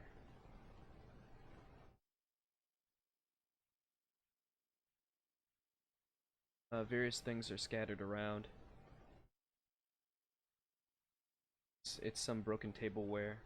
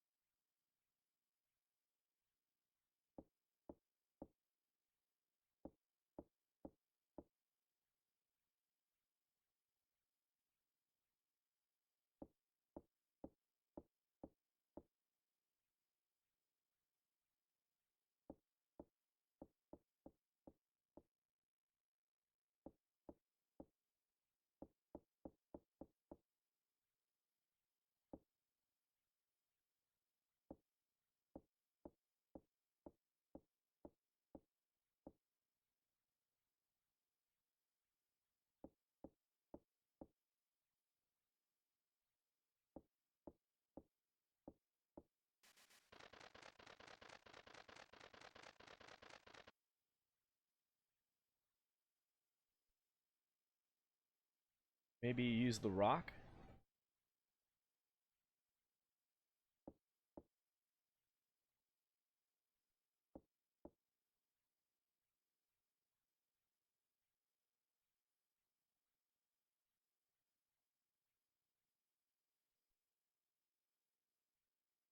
Huh.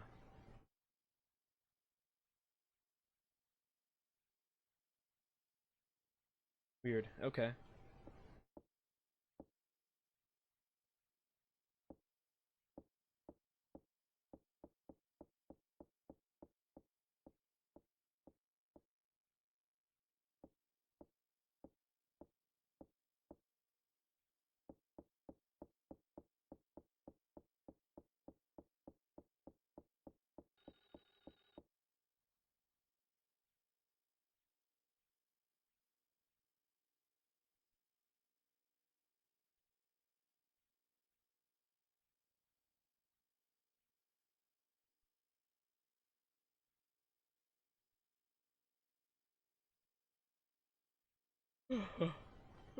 Sorry, ladies and gentlemen.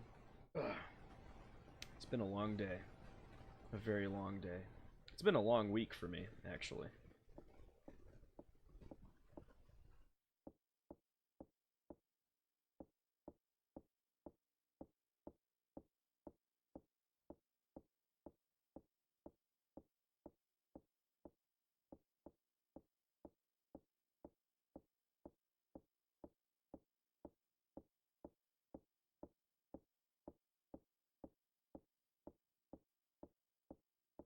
Alright, let's see if we can access this door over here. Because I remember a while back, roughly at the beginning, this was locked. So maybe that silver key will be the key to unlocking this one. Yep, I was right. Whoa, okay. Obviously we are dealing with elements of the occult.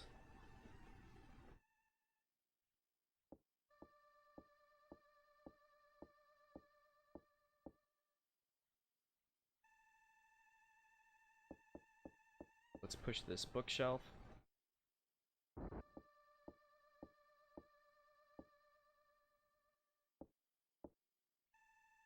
Picks a ceremony. Is that room inside this house?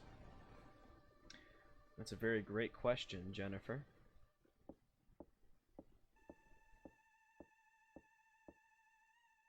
There's a note here. Time will cause adherence. Clock tower's clock stopped.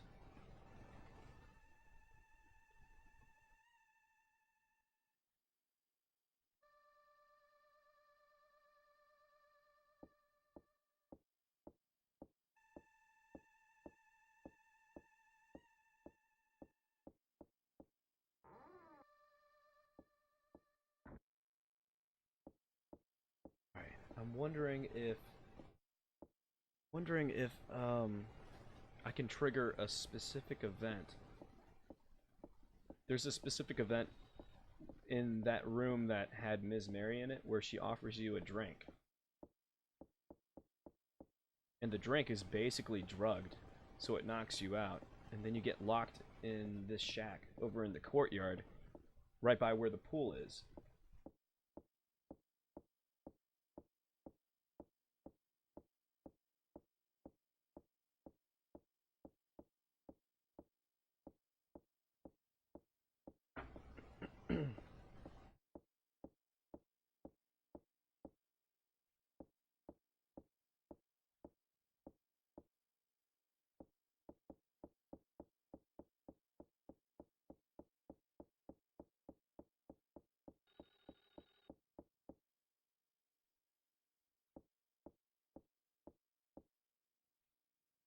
Used the gold key.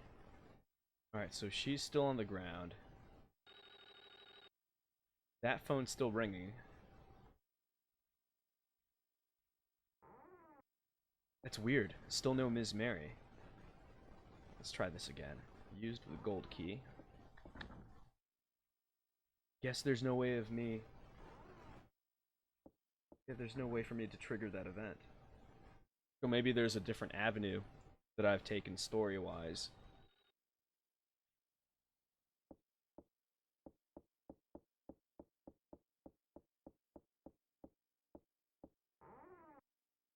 Used the West Wing key.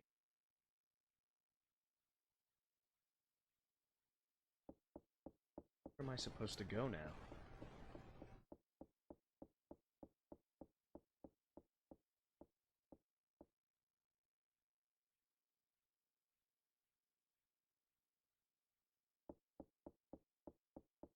Almost midnight, and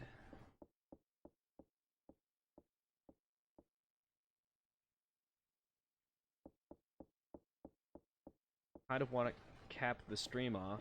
It's, man, that's so odd that this is inaccessible. That's got to be the door to the end game or something like that.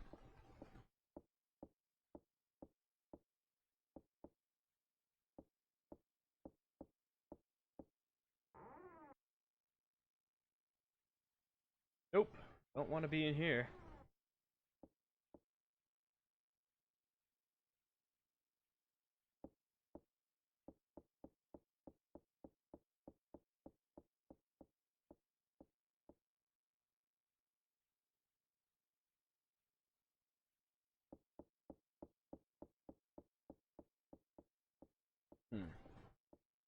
Very curious.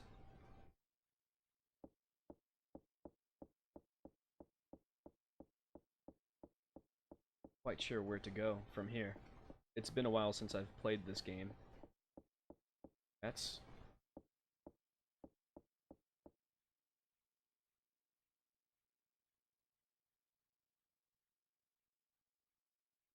Johnny Napier. What's going on, broski? I don't recall this title. Oh, so this game is called Clock Tower, and it's originally a Japan-only Super Famicom game.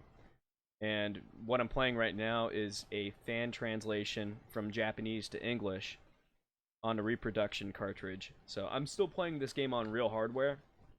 It's just I'm playing it via a reproduction cartridge. And thanks for this cartridge and its production goes to Fan Brew Games. So Fan Brew Games, thank you very much for making this reproduction cartridge and providing me with it.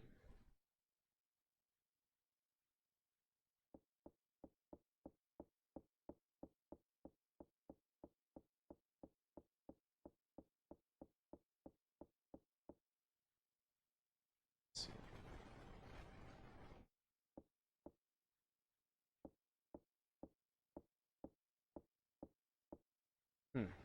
Nothing. Nothing at all.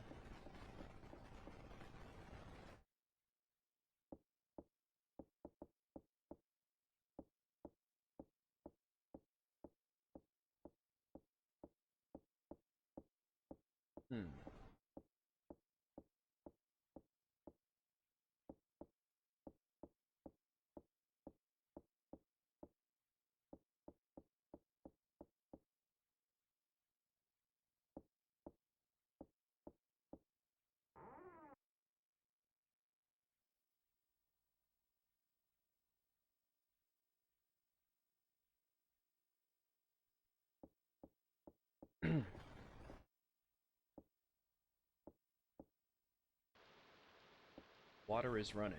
Okay. That did absolutely nothing. But what are you doing? What are you doing, Jennifer?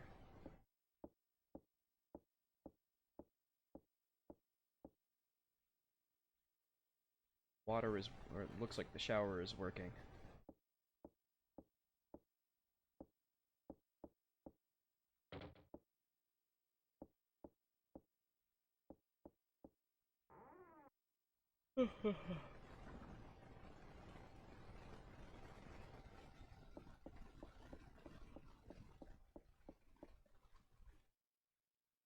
Okay, where to go next?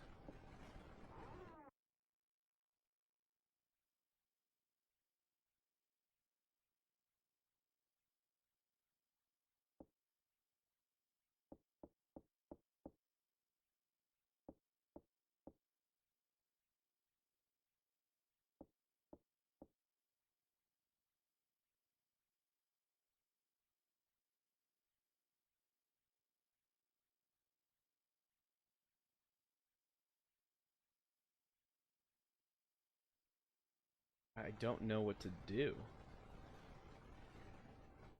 There is nothing, seemingly nothing in my inventory that I can use to get whatever object is in there out of there.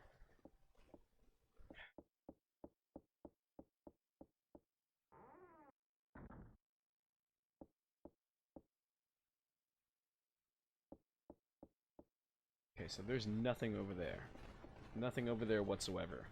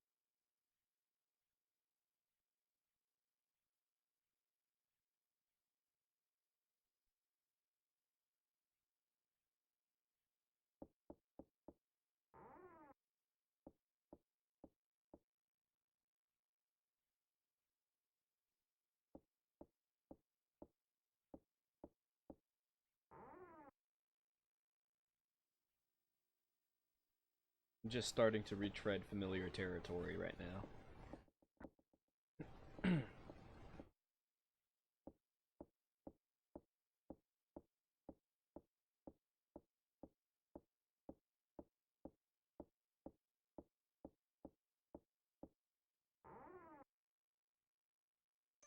Oh.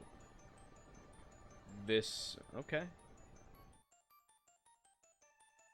Like the one in the mural. Yep.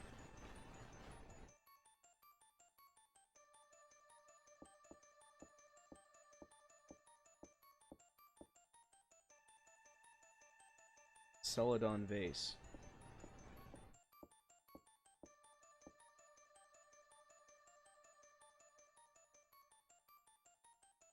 Time will cause adherence. What does that mean? What does that mean?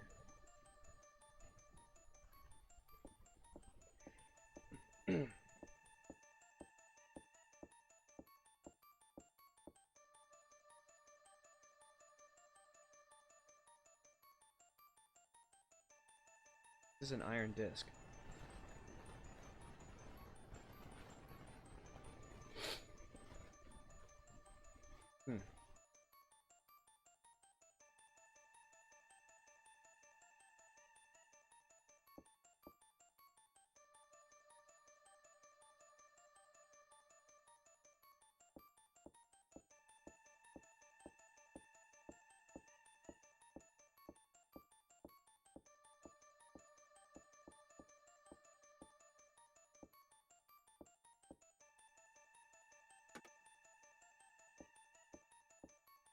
What was that sound? Okay.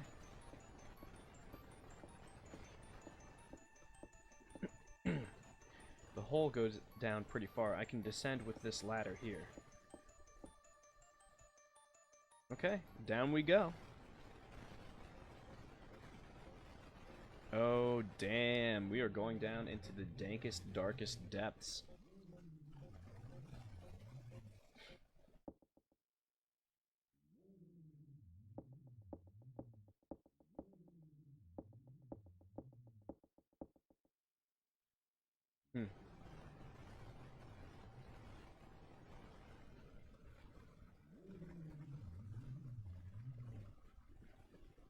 Alright, let's put the robe on.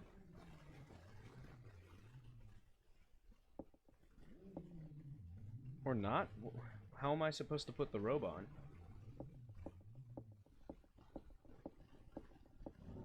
Something's there.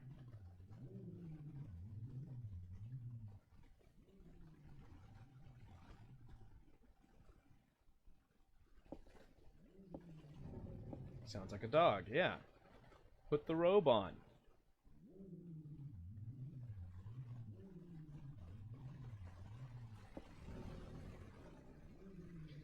I don't remember how to put the robe on.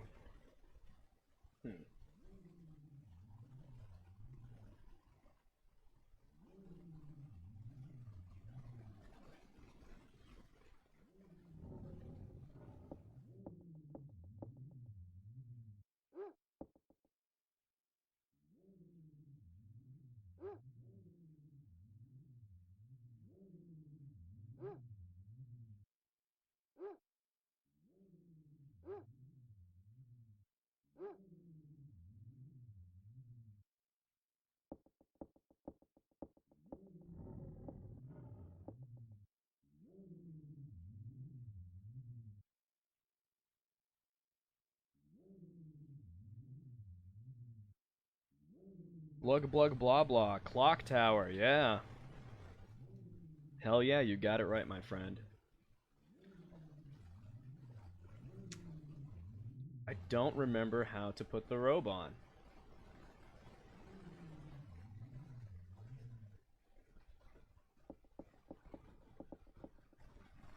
Hmm.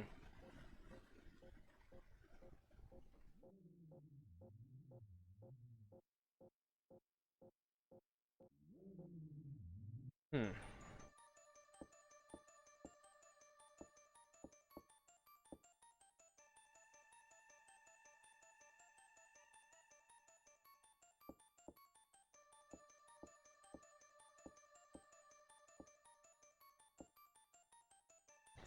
Let me look something up real quick, because I really want to complete this game before I end the broadcast.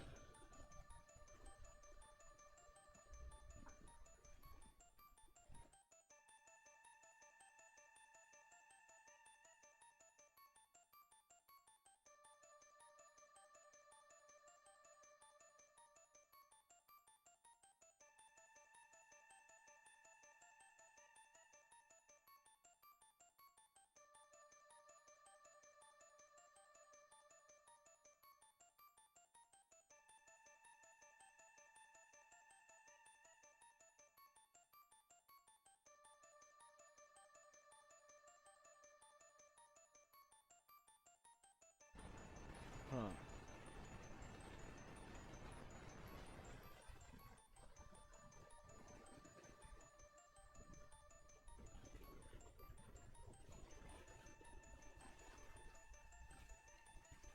I know I'm cheating, guys, but gotta do this. Let's see. I'm not looking at a walkthrough, I'm just looking up the wiki that's got the items. Okay. Oh, okay. Alrighty.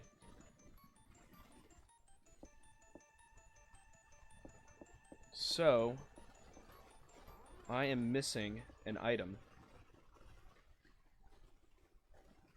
So, blug blug blah blah. How was work tonight? I'm assuming that you worked.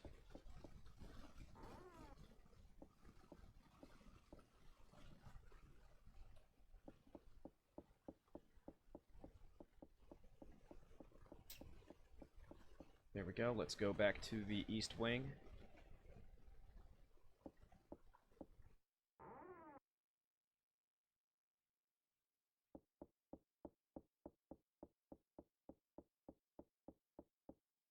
Wait, that's the courtyard. I don't need to go there.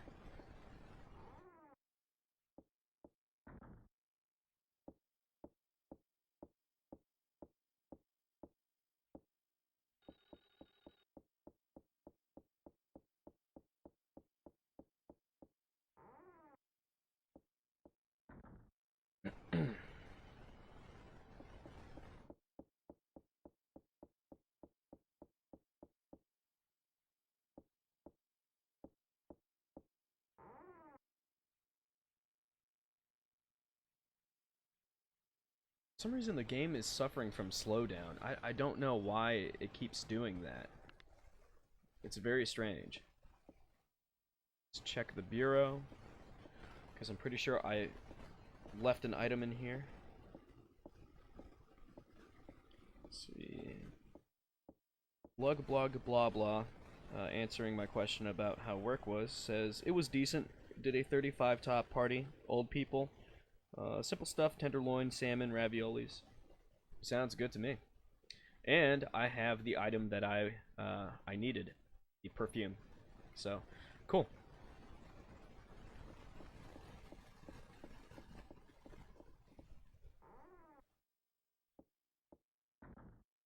Yeah, I'm not gonna lie, I miss doing those private dining parties at Portofino. I really do.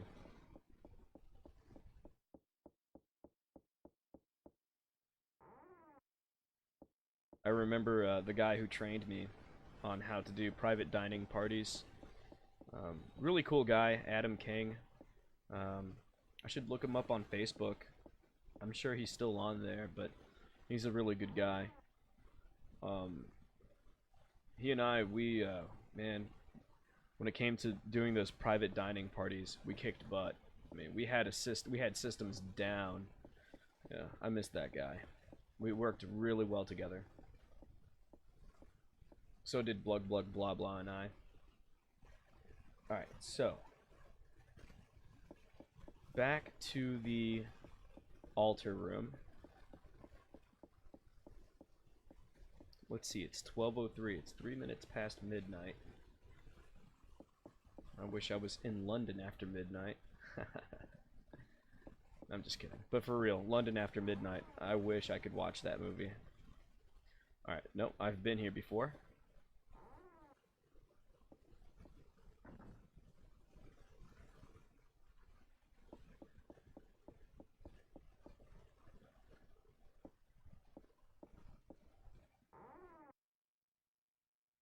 There we go. Alright. Back into the breach again, my old friend. The hole goes down pretty far. I can descend with this ladder here.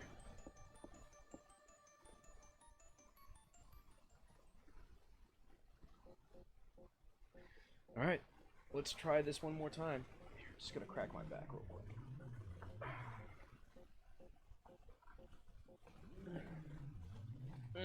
There we go. Alright, let's do this.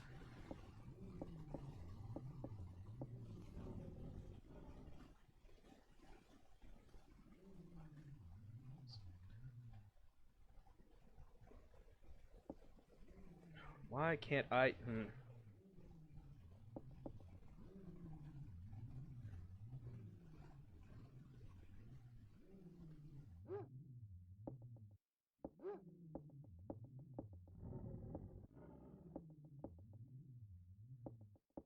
I don't know. I need to put this on myself, but I don't know how. There we go.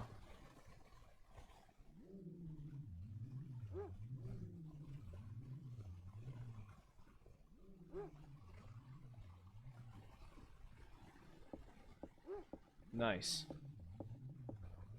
I love how he's still growling and barking. Alright, cool.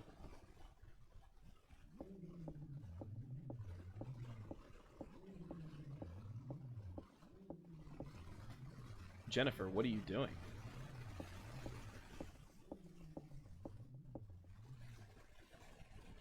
What are you doing?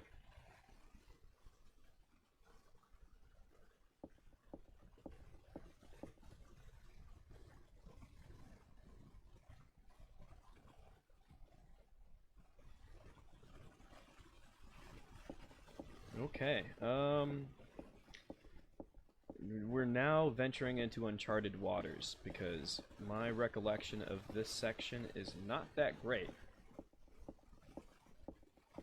Okay, there's the elevator.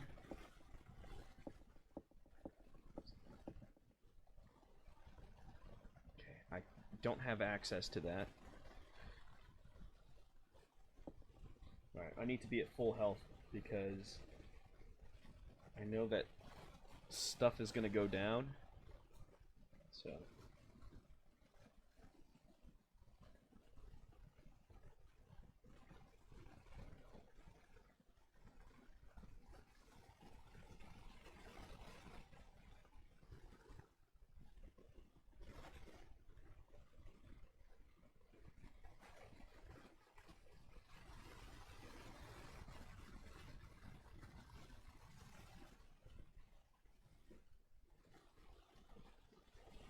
alright, we're at full health now.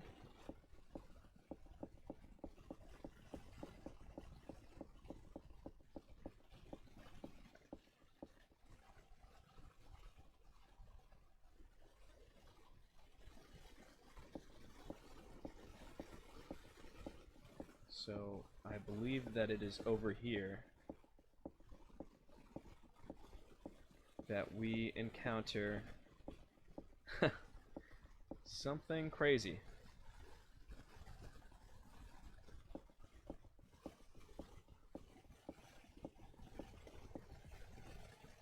Alright, so just hop onto this area.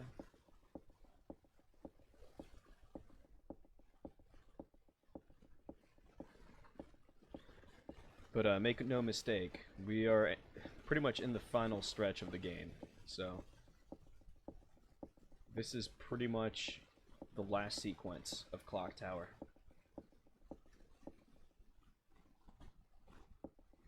Okay, alrighty.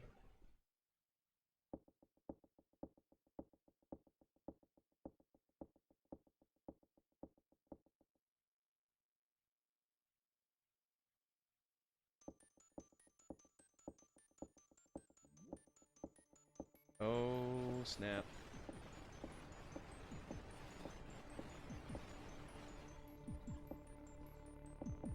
Oh, God.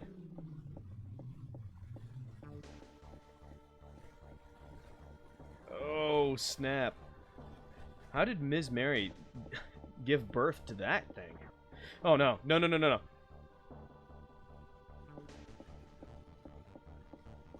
Oh, my God. You gotta run. Jennifer, you have to... No, you've gotta run. Come on. Come on, come on, come on, come on, come on, come on.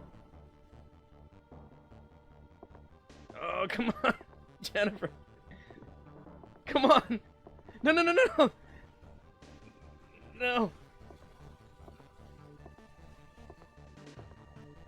Oh, Jennifer, you cannot fall at this point. Come on, come on, come on, come on, come on, come on. Yeah, yeah, yeah, yeah. Yeah. Oh, there goes the other Barrows child. And I believe he's the younger child. That's the younger Barrows. Whew. Okay. On to the finale. And this is the finale. Come on, Jennifer. Let's do it.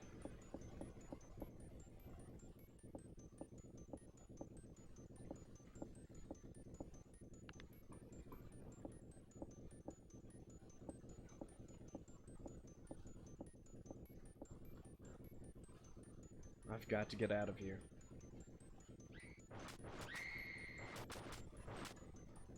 What?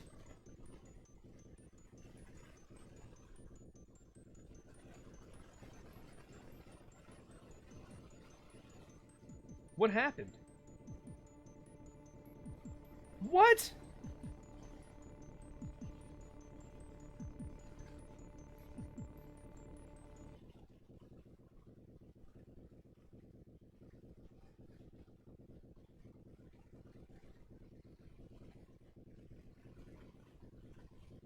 You've got to be kidding me.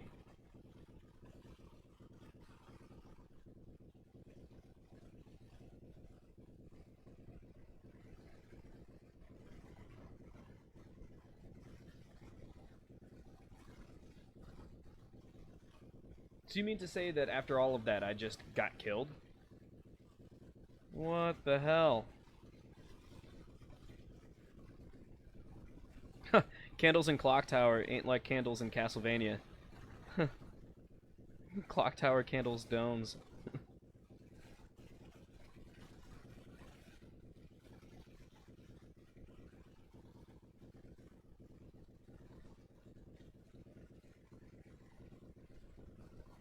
Okay, I can't skip this, unfortunately.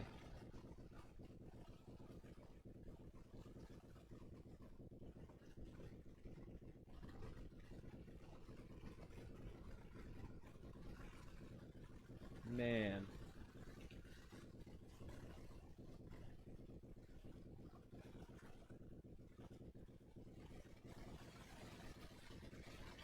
Well, unfortunately, that's my ending, I guess.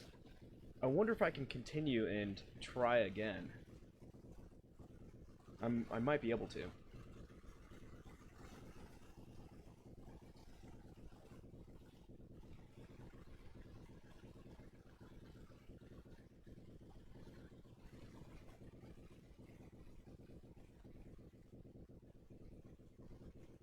But anyway, that was a brief look at Clock Tower for the Super Famicom, this being a reproduction cartridge of an English translation made for the Super Nintendo, made by Human Entertainment, and released in 1995. It's a very interesting game. I'm sure you guys would agree with me when I say that. It's definitely a title of its era that does not go along the grain of the usual 16-bit game conventions. Just a shame that that was that was my end.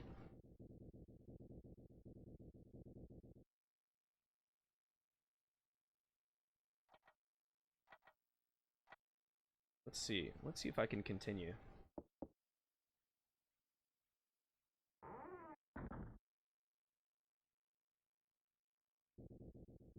Oh, yeah.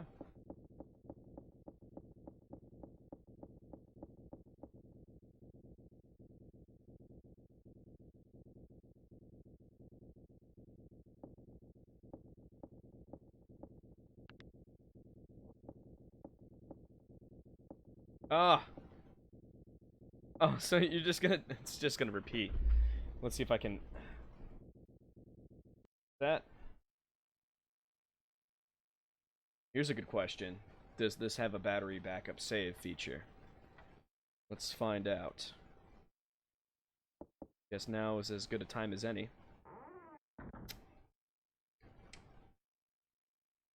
Yeah, it does. Color me surprised as well as impressed.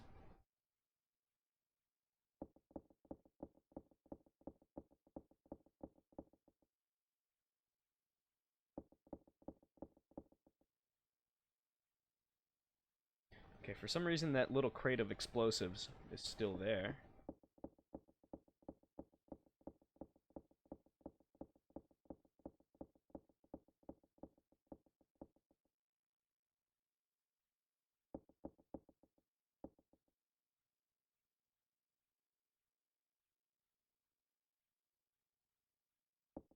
Wait, so...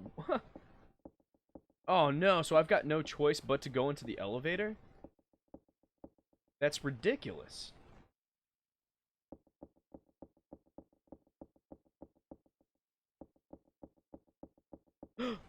Lot! Lot! Oh no!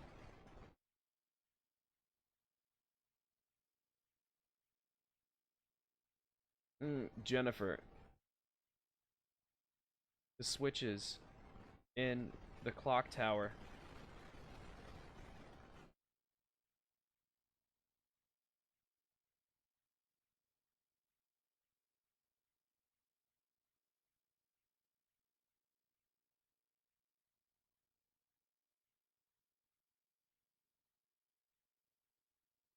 Man.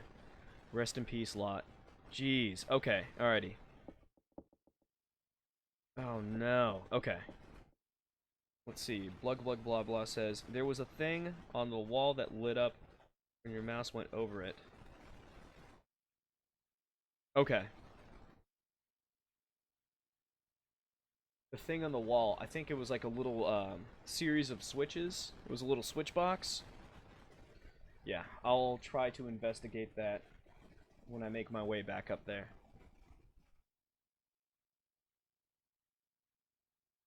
Okay.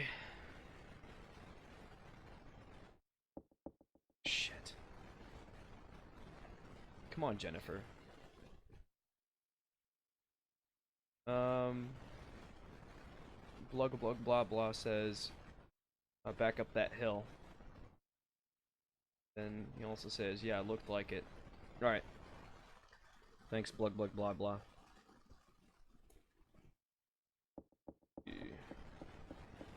Back into this part of the cave network. And then back in here. Wait, no. I have to go back out here. And then right here. Is this what you're talking about? Yeah, for some reason I can't investigate it. It's not allowing me to do so. Cage key, and then rope. Yeah. Yeah, I can use the rock. Nope.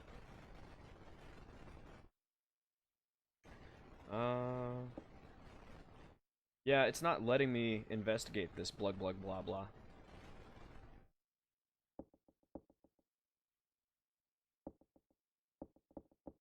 And I'm pretty sure I've already killed... I think the game has recorded that I've already killed the other Barrow's brother. The ham? What about it? Whoa.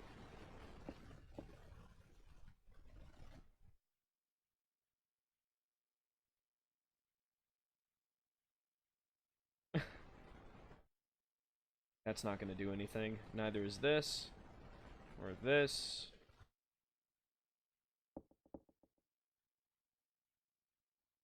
Ham now. So odd.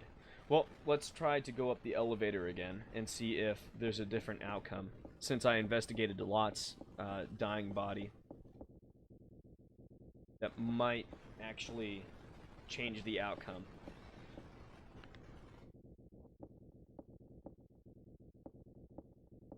Hopefully.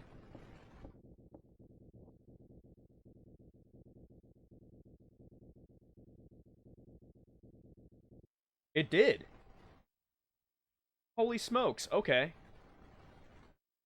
Okay. We're back in business, guys. So I might actually be able to get a somewhat bittersweet yet still happy ending. So oh.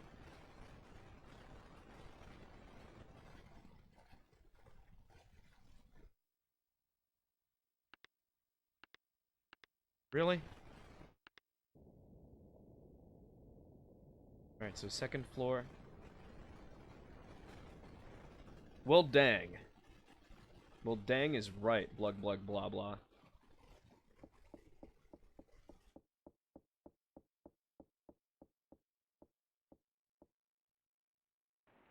Oh, shit. It's Ms. Mary.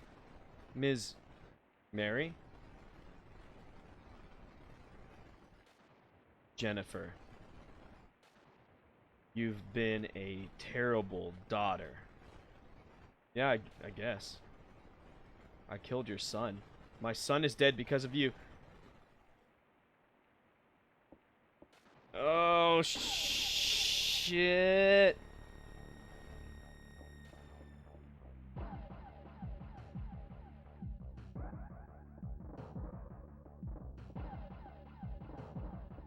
Alright, got it. Oh, shit. Oh, jeez. Oh, man, I'm screwed. The other side's too far away.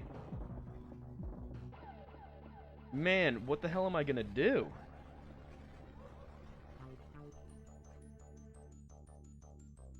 Oh, I was gonna say, please tell me she's not still there.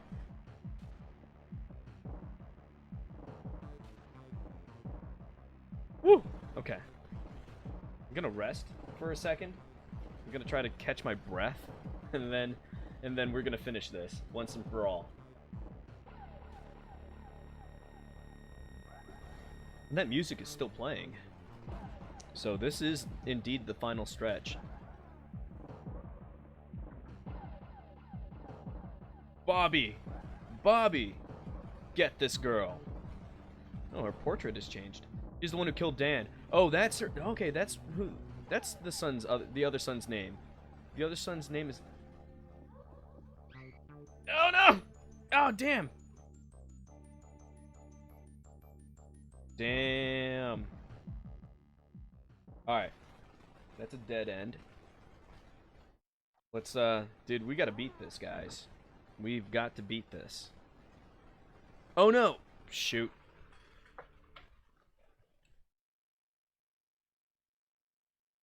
I might have erased my progress. But no. Sorry. Sorry if I bumped the mic.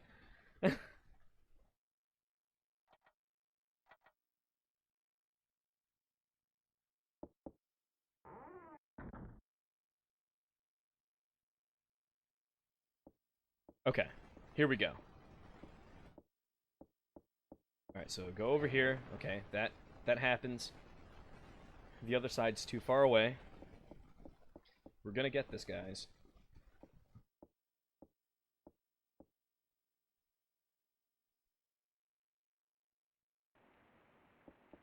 Alright, I have to rest first. Not doing so hot.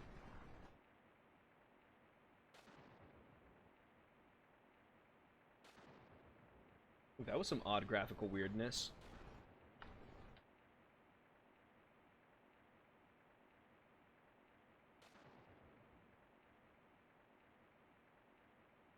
Okay.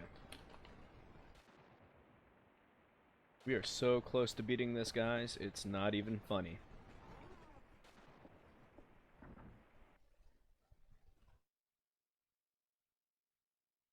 Get this girl. She's the one who killed Dan. Okay, so now I at least know the name of the other Barrow's child. Okay. Oh, damn. No, no, no, no. No, no, no, no. Go up the ladder. There we go. Oh, come on. Miss Mary? That was a little bit odd. Hey, come on, come on, come on, Jennifer. Come on, come on, come on, come on, come on.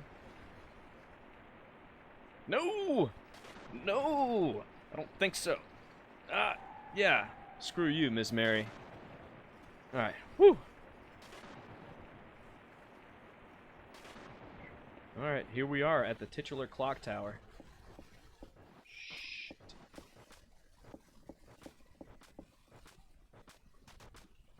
Yep, yep, come on.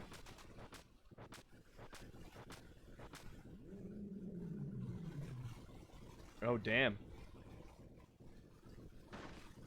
That's all he needed in order to be defeated. Was just to hear the bells of the clock tower.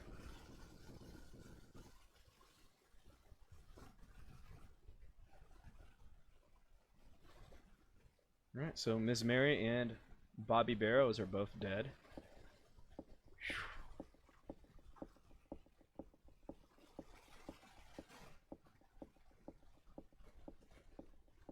Oh, Dan, you mean. Oh, blah, blah, blah, blah.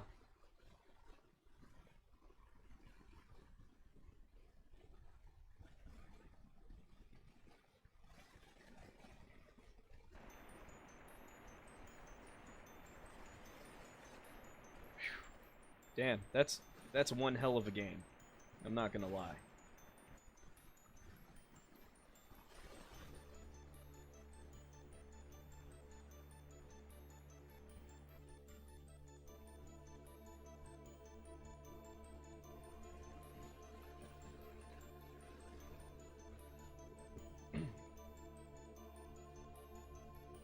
There we go. That was the ending I was looking for.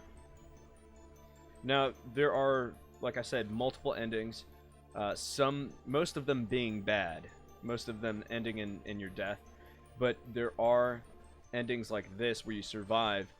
And it is possible to make it out of the mansion, the Barrows mansion, with one other survivor, I believe. I think you have no choice but to lose 2 of your friends, because those 2 friends are lost during pivotal moments in the game's story, but it is possible for you to actually save one of your friends. So,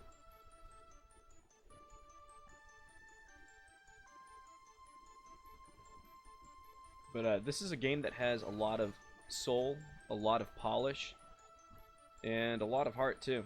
I mean, it's just such a well-executed survival horror game that has atmosphere and chills and scares in spades. And to be honest, I think it's one of the more important games that I can associate with my sister and I. So it is an odd history that we have with this game, but it's a history that I treasure, because that was kind of the first time that her and I got together and kind of experienced the game for the first time together, and we always remembered that first experience. And then later, and that was back when I was in my earlier 20s, so I think some years had gone by. It was fairly recent. It was before she left for college at Northeastern, and she said, "Jono, let's finish this." And I thought it was really cool that she wanted to. She waited for me to come over and finish the game with her, so it was cool. Yeah, I really enjoyed that time. So.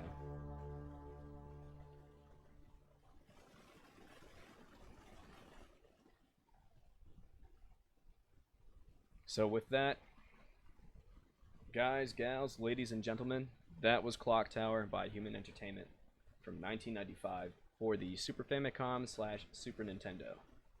So many thanks to Fanbrew Games for making this reproduction cartridge possible. It's not the first time I've done business with Fanbrew Games, and it won't be the last time either. This person has done just phenomenal work.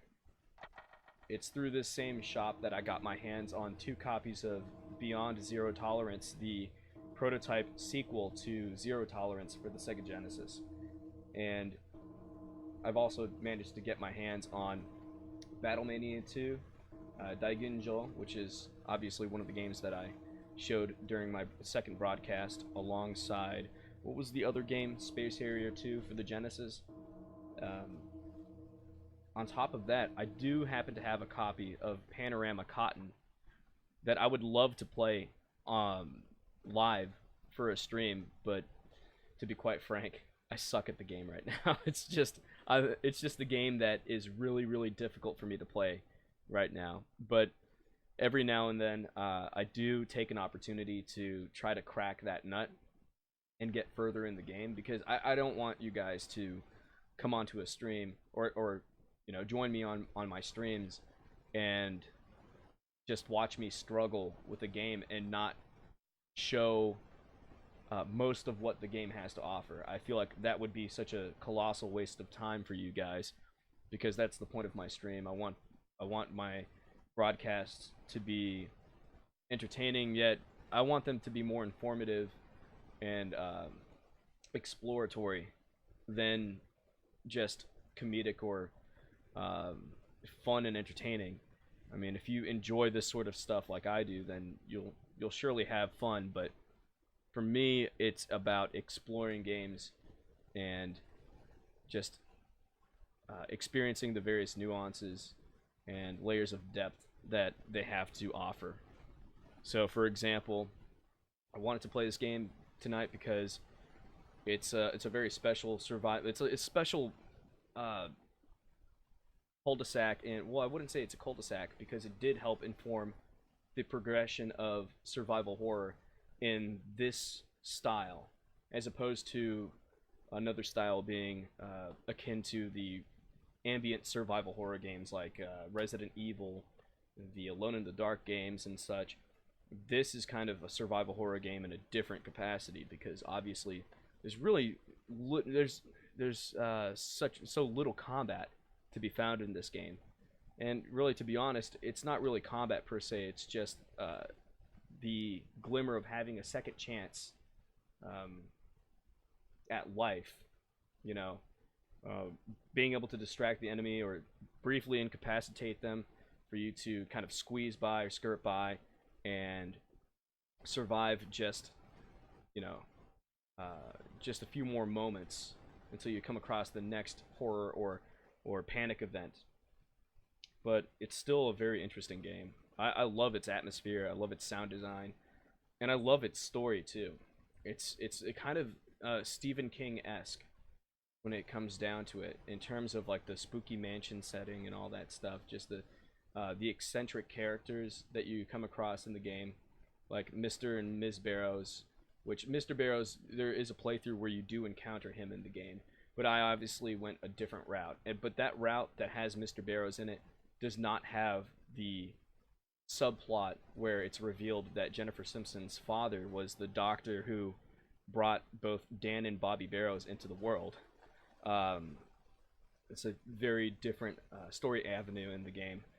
But anyway, maybe in a future live stream, I'll explore the game from that perspective and even try to get a better ending. But this ending is satisfying enough, and I actually intended to play the game in this way, making the decisions that I made when I made them, mainly because it mirrors the playthrough that my sister Vanita and I went through when we decided to play this game again and beat it and put it to rest once and for all. So that's why I did that. So Vanita, if you're watching, happy birthday. I love you, and you know, I hope you enjoyed this broadcast, and the rest of you guys as well. Thank you so much for joining me, and I hope you'll join me for my next broadcast. So with all that being said, this is John Rivera from the Solid State Gamer, thanking you once again, and hopefully I'll see you guys next time. Cheers.